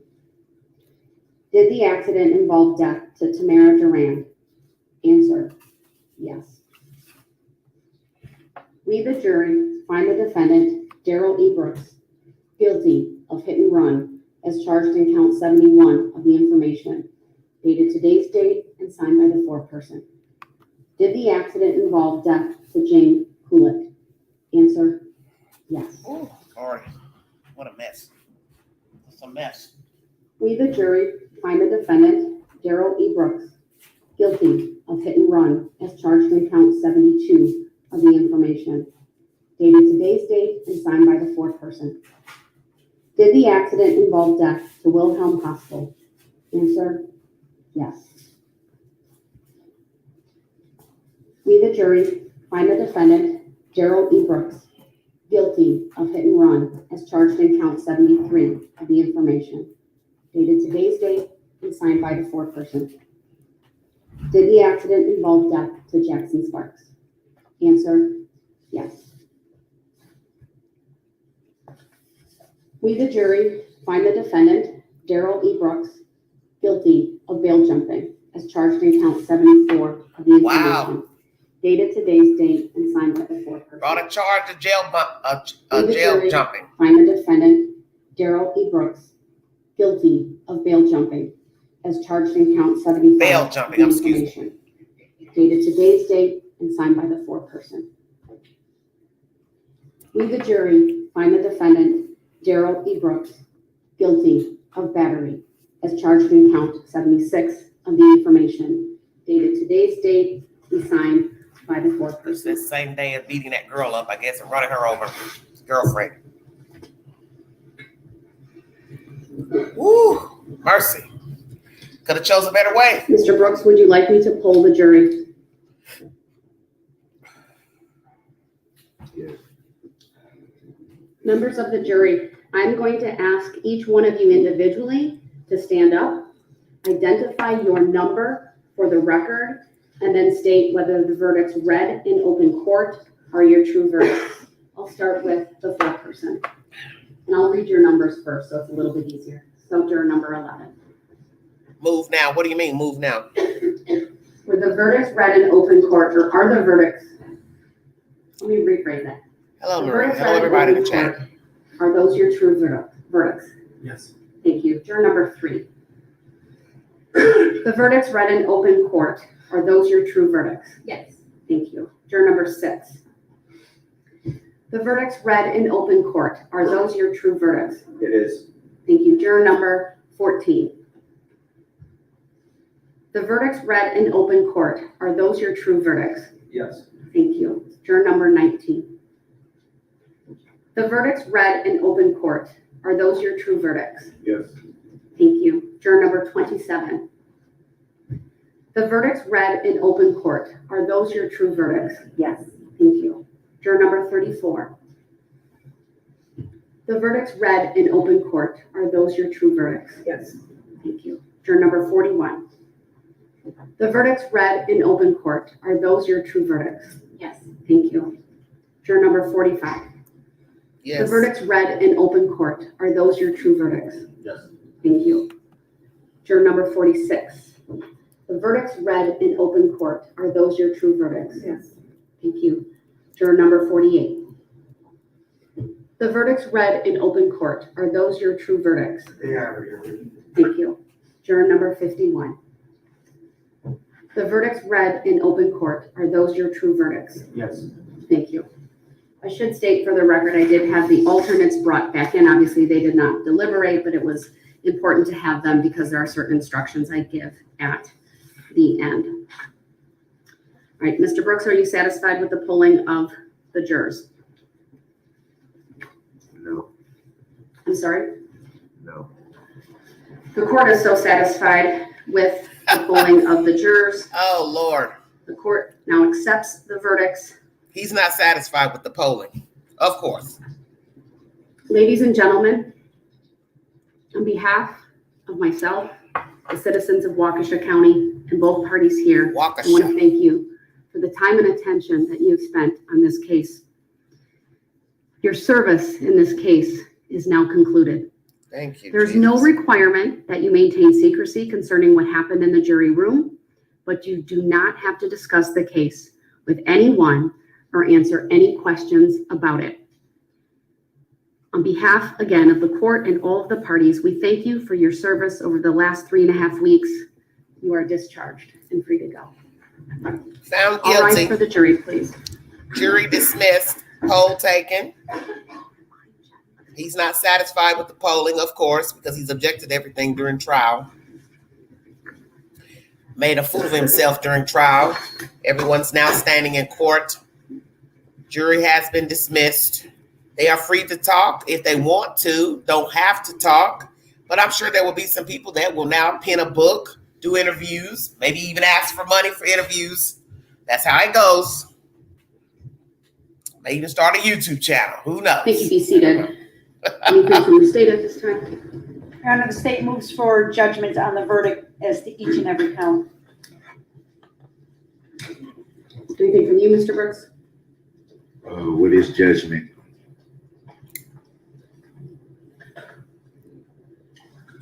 It's now Given the 12. verdicts from the jury here today, the court will enter judgments of conviction based upon the verdicts on all 76 counts. Court will also revoke bond. In this case, I plan on bringing the case in Monday, this coming Monday, the 31st at 1 p.m. to address further scheduling. What I would ask the parties to do between now and then is to determine how long you think each side will need to present their sentencing remarks. whether you anticipate anyone speaking on your behalf. If so, how many? Wow. How Interesting. long, so that I can then look at my calendar and adjust and make sure that I Yeah. have the appropriate amount of 76 time counts. to do that. I'm not going to sentencing on Monday. It is just for further scheduling at 1 p.m. before my afternoon meeting. All right, everybody. Judge, would you be willing to consider persons appearing by Zoom for sentencing? Yes, I would not do anything different than what I've been doing since we started utilizing Zoom, and that is to make it available for both victims and family members. That should of be the, very winded. defendant, if they so choose People to that will make speak. statements over Zoom. Okay, thank you. That helps us in our planning. All right. All right, then. Thank you, everyone. We are adjourned for today. We'll see you all on Monday. All right. Monday is just for further proceedings. No sentencing on Monday. He has been found guilty on all 76 counts. You also heard a count of battery inside of that courtroom. I'm assuming that battery may be pertaining to the ex-girlfriend. It is now 12:26 in the high 10 Eastern Standard Time. This time there is 11:26 Central Time. Wisconsin is 1 hour behind East Tennessee. For those who are curious, my baby sister happens to live in Wisconsin. Actually, Milwaukee. How about that? I've never told you all that. Very interesting. Wonder how does she feel about Mr. Brooks? Probably doesn't care either way. I'm not going to hold you all because I'm an hour and 36 minutes into this live, and nobody seems to want to give commentary pertaining to Mr. Brooks. But nonetheless, I wonder what the motive was. Someone in the chat says he asked that girl for money on that fateful day. Was it money? Or is it he's just bitter? Wouldn't have mattered what the motive was. Money. She don't want to talk to me. She's hanging with these people. I think he's just an angry person, and it wouldn't have mattered what was said, transpired. She didn't want to give him money. She wasn't listening to him. They were just bickering, arguing anyway. And when you're dealing with a diabolical mind, the motive never matters. Because we as humans, we always want to know why. What's the motive? What's the motive? But there's no rationale behind killing these innocent people, beating that girl up, punching her in the face swollen, eye swollen, could have put her eye out, ran over her with a car. You see, he has the propensity for violence. So somebody was going to get hurt in his path anyway. Just so happened he decided to kill those people, mow his car down, use the fact that the car was defective. Nothing was found wrong with the car or any type of recalls on the car. He was very smart to use that also as, or use it as his defense, I would say. Oh, the car malfunctioned. But they have you on camera riding around the city at a decent speed because obviously this town, suburb of Milwaukee, has cameras on their lampposts throughout the town. So you can't even say the car malfunctioned because you're going to many places in the peripheral where you're having to stop at a light, stop at a stop sign. They also have you trying to rush somebody at a light, angry, shows you're impulsive. You don't know how to control your emotions. And yes, we're all flawed, but there comes a point when, as I've said, we all have to know when to pick and choose, when to start the battle. Start a battle with whomever. Is it worth it? What will I gain? Do I have to be right in this instance? We all are faced with those challenges. I also noticed that most of the people in the courtroom that they showed, state's attorney, the people sitting behind the state's attorney, the judge, were all Caucasian. So that leads me to wonder if the jury was all white. Will we find out that there were no Black, Hispanic, Indian jurors? Would that have made a difference if he was in Milwaukee on trial? Just asking. Because we've seen how many people have gotten off on certain crimes or got a lesser sentence for murder, attempted murder, injury to persons. Would it have mattered if he was in Milwaukee on trial? Could he have gotten lesser charges, half charges reduced? Because we've seen many court cases where there were numerous charges, but they were dropped. Half, third. I do believe that this is predominantly a white town, and I believe the people on the jury are possibly majority white or all white. Did that make a difference? Or they judged him accordingly? Did they judge him according to the fact that he was black? I don't know. But I know you don't really stand a chance in a courtroom that's predominantly white, jury white, and the town people are white. I'll just keep it real. I don't care what you did. Doesn't even have to be murder. It could be fraud. It could be theft. It could be just an altercation where you're just fighting the person. There have been many cases where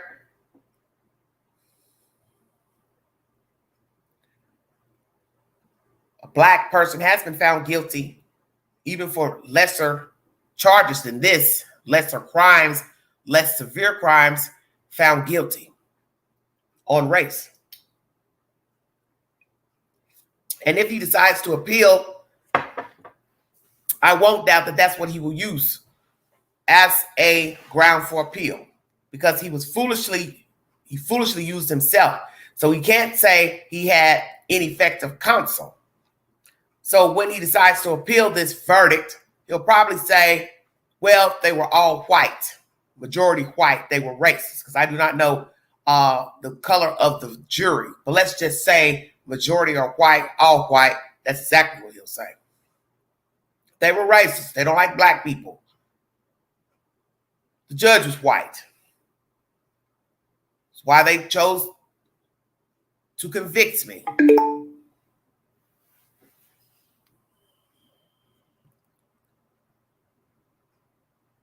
We will see what appeal will come about. I won't doubt that he will, because now he's gotten a taste of the law. He's learned a little bit about the law in the 3.5 weeks, how it actually goes in court. He's learned what they ask, don't ask, how to respond.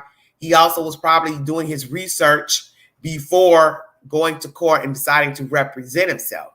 But as I said, where he made his mistake was representing himself, because that is a lawyer's job, is to bring in evidence, eyewitnesses, forensics, analysts, psychiatrists, psychotherapists that can help aid his case.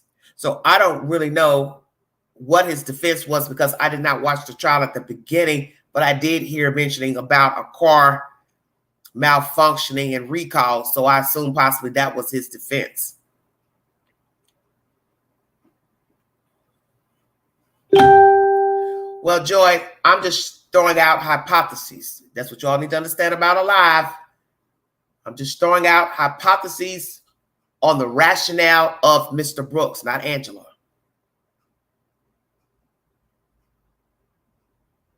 I'm not basing my commentary on my thoughts. I'm basing this commentary on what he would appeal on,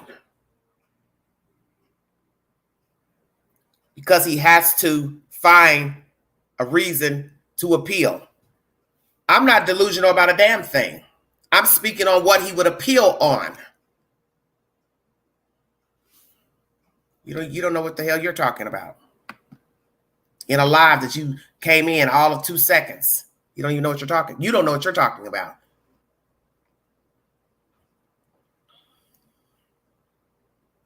This is what happens when people come into a live chat and don't even know the subject matter, don't even know what we're talking about.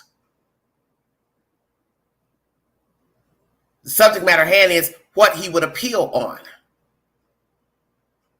I'm not on trial. So therefore, I'm not giving my opinion on what I would appeal for. I'm speaking of Mr. Brooks, what he would appeal on. He would find any solution to try to come up with an appeal. So I'm throwing out variables of what he would appeal on. Race would be one he would appeal on, because he's already debunked having ineffective counsel. because he used himself as an attorney. So he can't use that if he decides to appeal.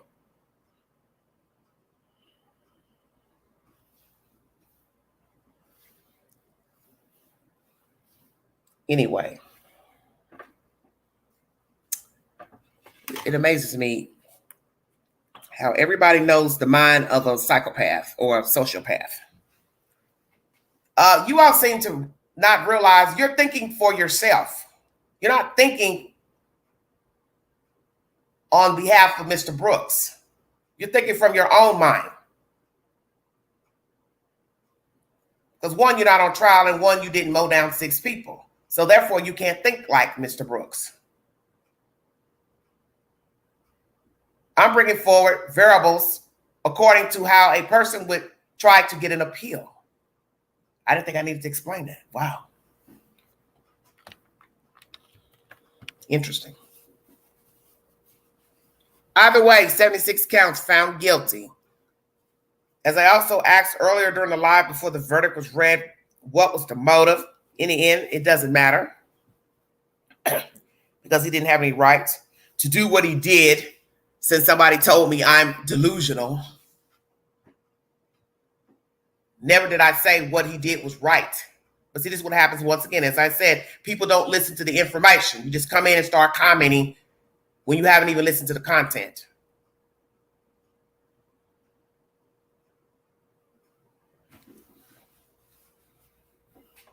Prayers to the young lady who was dating him, his children by Mr. Brooks. Prayers for his children, because this has to be terrible depending on the ages of the children. My understanding, the children are of age, one of them, to know right from wrong.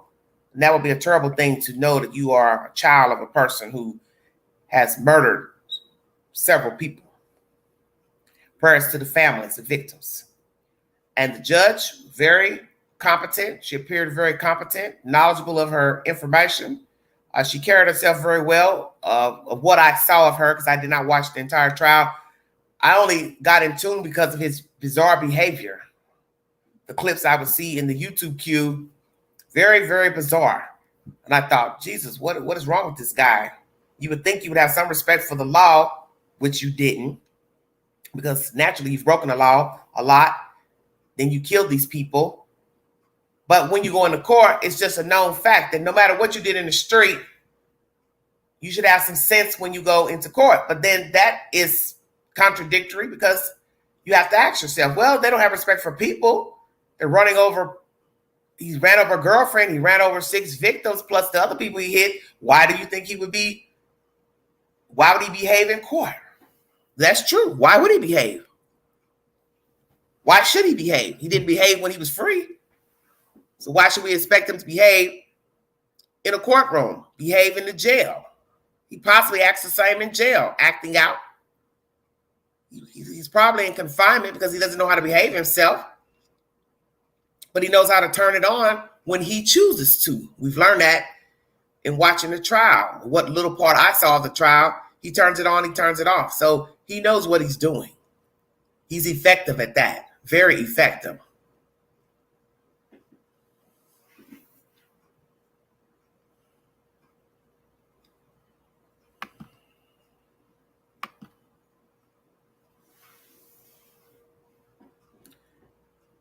Very sick situation. Very sick situation.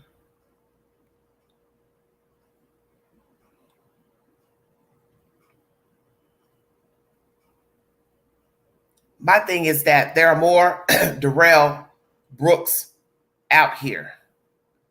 And as I said earlier during this commentary, many people have crossed the paths of a Darrell Brooks, crossed the path of this male. And they have probably negative reactions from him and themselves, because there are a lot of people who act like him.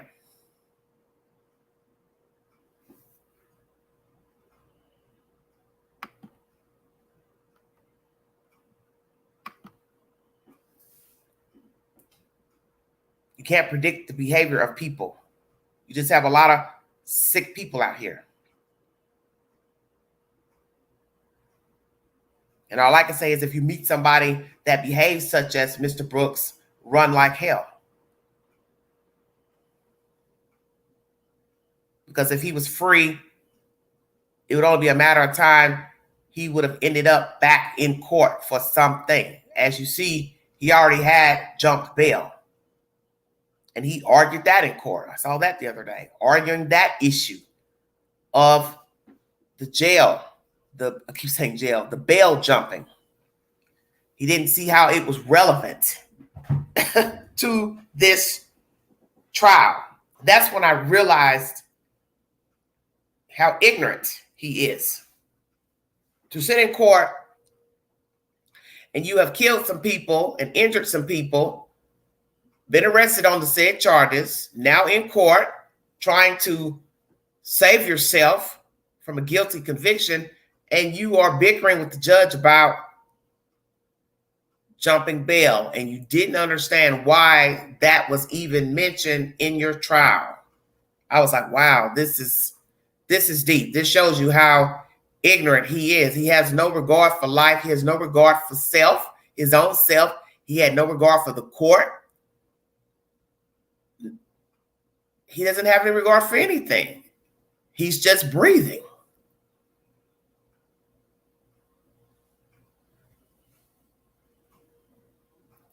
He's just breathing. And there are a lot of Darrell Brooks out there. And white, Indian, Jew, Arab, all the same. Just a narcissist, just a menace, a person that's bitter, nasty, mad at the world, don't know how to act, don't know how to talk, ignorant in behavior, wicked. And there are a lot of people like him. They're walking around, they act just like him, talk just like him. And it's only a matter of time they will end up incarcerated. Yes, male, female, children, it's all the same. Just don't have any regard for people. And that's why we have the crimes that we have, is because somebody decided that you were not worthy that day, you were not valuable that day. And it amazes me that we keep having violent crime in America. Every time you look up, there's a news story about a child, about an elderly person, about a civilian getting hurt, getting shot, getting stabbed, road rage, breaking and entering, kidnapping. It's all the same. Every day it's something. And you ask yourself, why are you doing this? Why do you want to be locked up? For what? Why do you want to face the death penalty?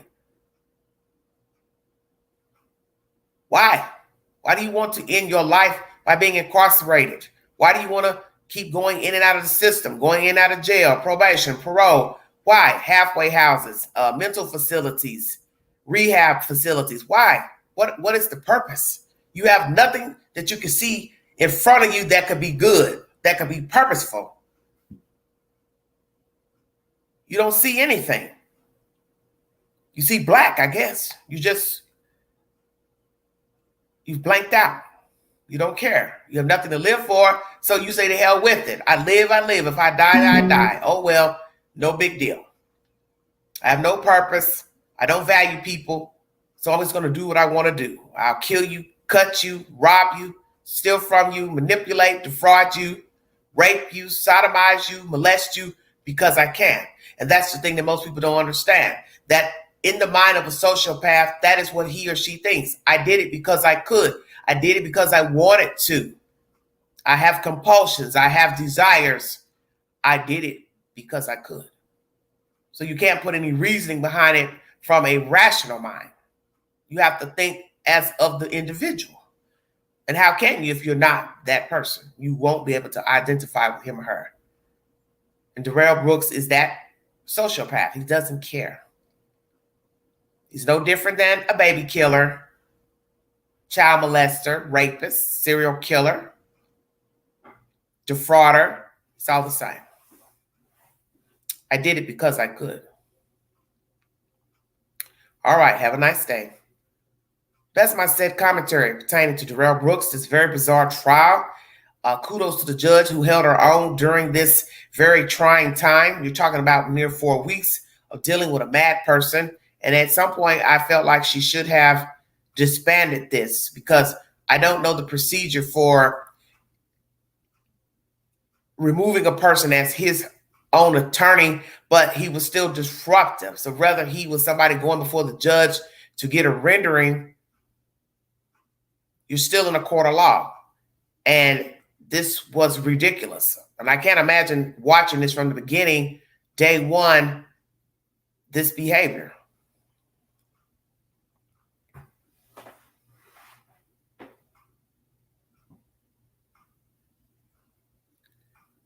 It's just hard to understand how she let this go on as long as she did in that court. I don't see how anybody could have put up with that. Because like I said, if he had an attorney, this trial would have been over with. Probably would have been over with 2 weeks ago, 2.5 weeks ago at the most.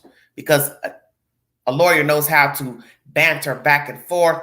He or she knows what to say, not to say, how to interject, object, all of that. He didn't. He just objected everything that was said because he doesn't know the law.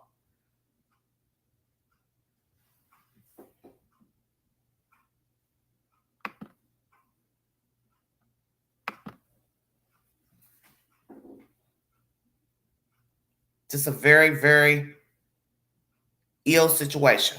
And I'm sure there will be more ignorant people committing crimes and more ignorant people going into a court of law wanting to defend themselves, but I don't recommend it. But this was possibly his way of saying, well, if indeed they find me guilty, I can always appeal on something else. He will probably find something else to appeal on. But the one he can appeal on is the fact that he had ineffective counsel because he represented himself. That's why he shouldn't have represented himself, because he could at least say down the road, well, I don't like what the lawyers did. I don't think they did a good job. I don't think they listened to me. I don't think they counted what I had to say. He can't do that now because he represented himself. And everybody knows you have a fool for an attorney and a client when you represent yourself. It's just insane. But as I said, everybody in the court appeared white on the camera. Judge was white. State's attorneys were white. The few people sitting behind the state's attorney were white, and I'm assuming the jury is probably white. That will possibly be his next chess move for an appeal. I will not doubt it.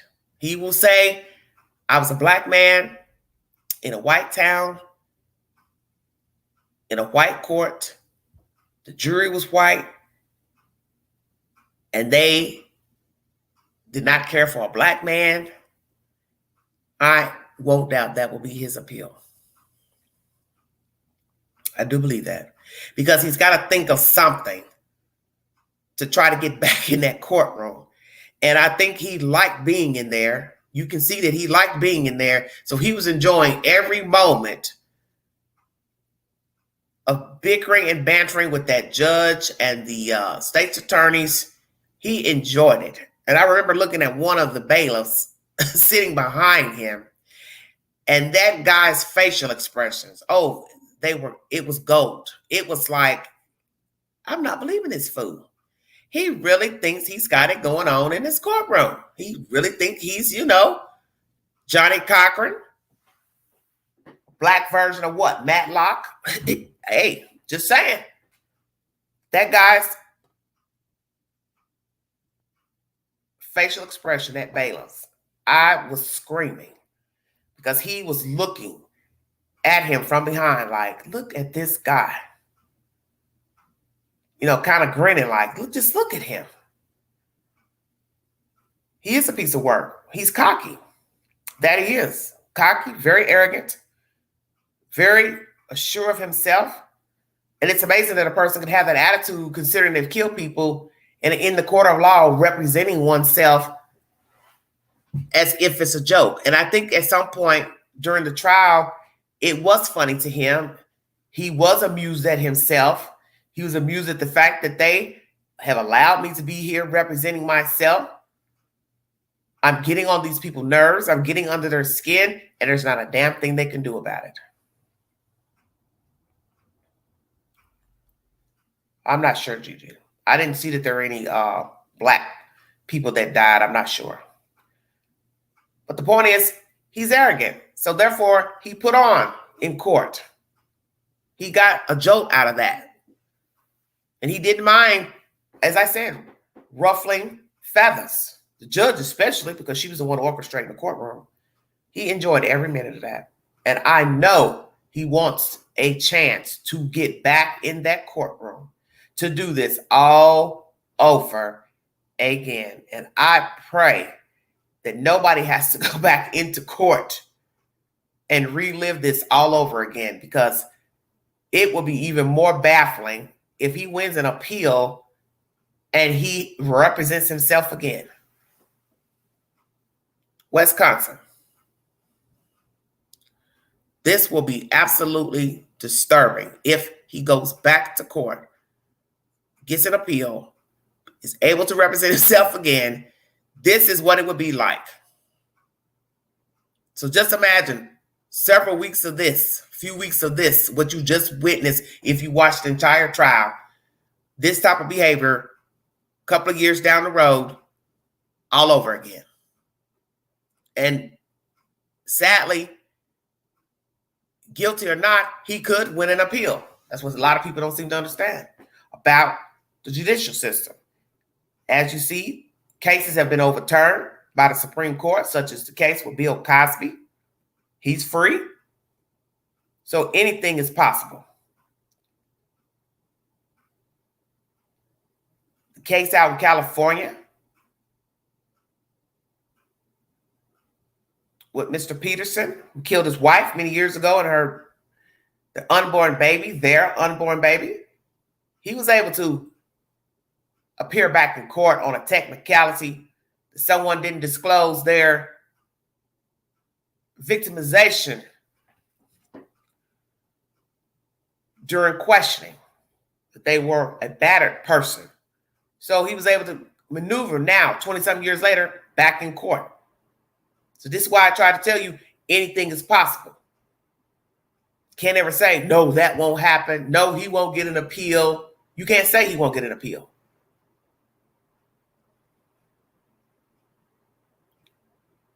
Because Mr. Peterson made it back to court. So I know anything is possible. We have a baby killer free. Casey Anthony, 12 members of a jury found her not guilty. We also have a mother walking free in Savannah, Georgia, for killing her child, and allegedly they have evidence that says she did so.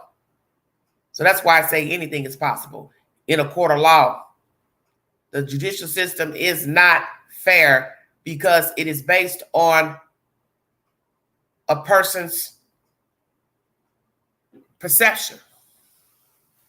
So it doesn't matter if it is the state's attorney, defense attorney, the judge. Everything's based on perception. What these people see at that time, how the people feel at that time. So if someone sits in a high authority to say, hey, I'm going to give this guy, this lady a chance to appeal their conviction, then I'll give it to them. If I want to vote this person guilty or not guilty, I will. If I'm the only one that's wanting to set them free and the other 11 want to hold them in, then now I've hung the jury. Somebody doesn't reveal something during questioning at the beginning of a trial and lie or omit the truth, it can come back and haunt the case later once the information has been disclosed. Or somebody gets to talking and didn't tell something, it can get that case back in the court and a person could get a chance at freedom. Or, as they say, another trial, a retrial. So anything is possible. Anything is possible. And many people are now walking free because of a technicality that happened during a trial. Somebody lied, somebody omitted something, somebody didn't bring forth evidence, somebody hid evidence, manufactured evidence, somebody coerced someone to lie or say something in testimony. All it takes is for it to be found out. A person actually guilty or innocent can get a retrial. And that's just a set information. Because as I said, everything's based on a human's perception. We as humans orchestrate the judicial system. Attorneys, judge, and the jury and the alternates. I want to thank you all so much for listening to the content. Please go to my community board for the said polls and my uploads pertaining to Leilani Simon and the Azalea Mobile Park, where she is believed to have discarded her son, 20-month-old Quentin Simon. There are a set of dumpsters on that said property.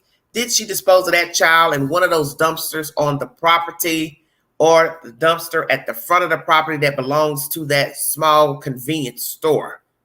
Where on the property did she discard them? If indeed I didn't show all the pictures of the dumpsters, let me make that clear, because people get jiggy about where on the property the dumpsters are and which dumpsters there are. In the end, it's a damn dumpster. You had an assortment of them. The 5 that I showed plus the one up front makes 6. Then another one that's a bin. I couldn't tell what it was. It is what it is. But perhaps she was seen on surveillance by a trailer or that business there. But as I told someone in the comment section, if somebody had an actual video of her doing this, they would have already turned it over to the news to get their 5 minutes of fame. It naturally would be dangerous to come forward to say, oh, yeah, by the way, I'm the one that uploaded that content, because now the killer knows where you stay.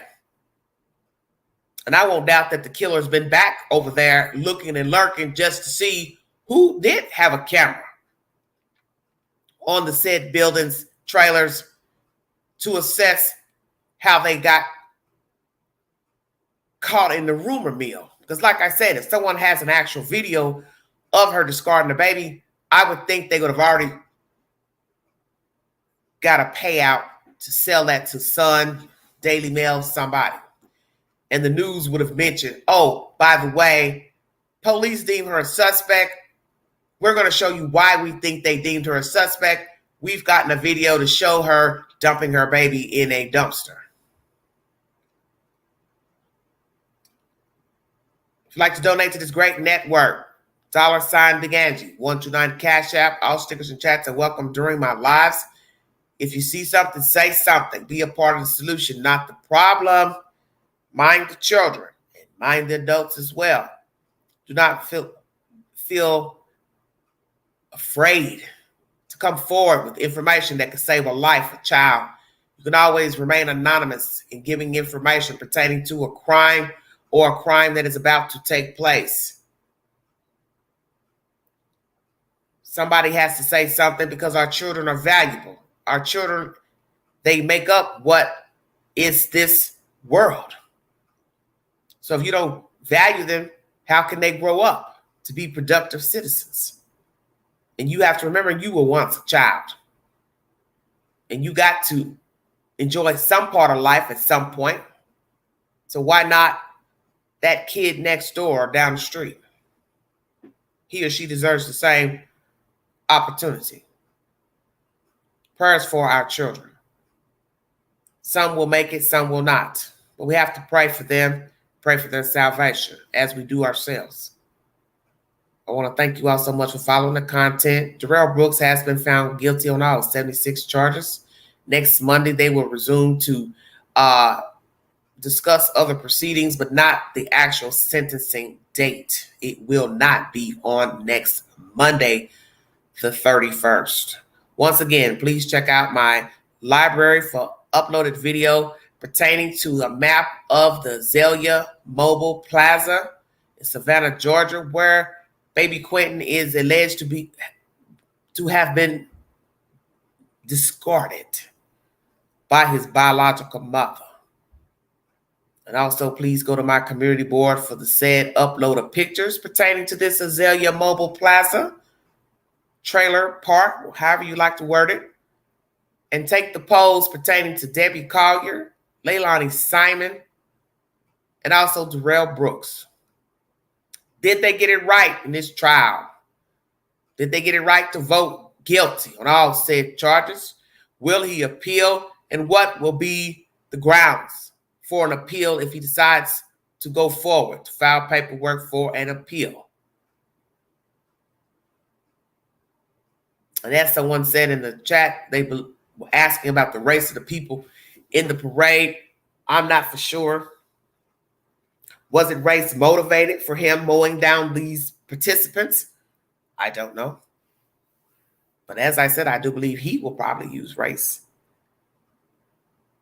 as grounds to appeal because he's got to come up with something. And while he's in jail, he has enough time to figure out a motive for grounds. A ground motive, rather. How can I get myself back in this court to vindicate myself? I think he knows damn well what he did. He knows he killed those people deliberately for whatever reason. Whether he was mad at the girlfriend or not, doesn't matter. It was still wrong.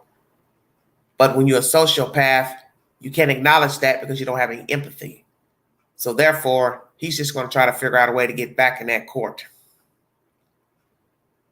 to try to vindicate himself. Hello, Tracy. Thank you all so much for joining me. I'm going to try to get some content pertaining to Cal City. I believe that has been postponed from what my mom told me. For whatever reason, I will try to bring you an update pertaining to the Cal City boys and the trial of Jacqueline and Trezell West. I also brought you commentary pertaining to Debbie Collier yesterday. Investigators are now changing their theory about her death. Perhaps it is an accident or suicide. Please take my polls pertaining to Debbie Collier.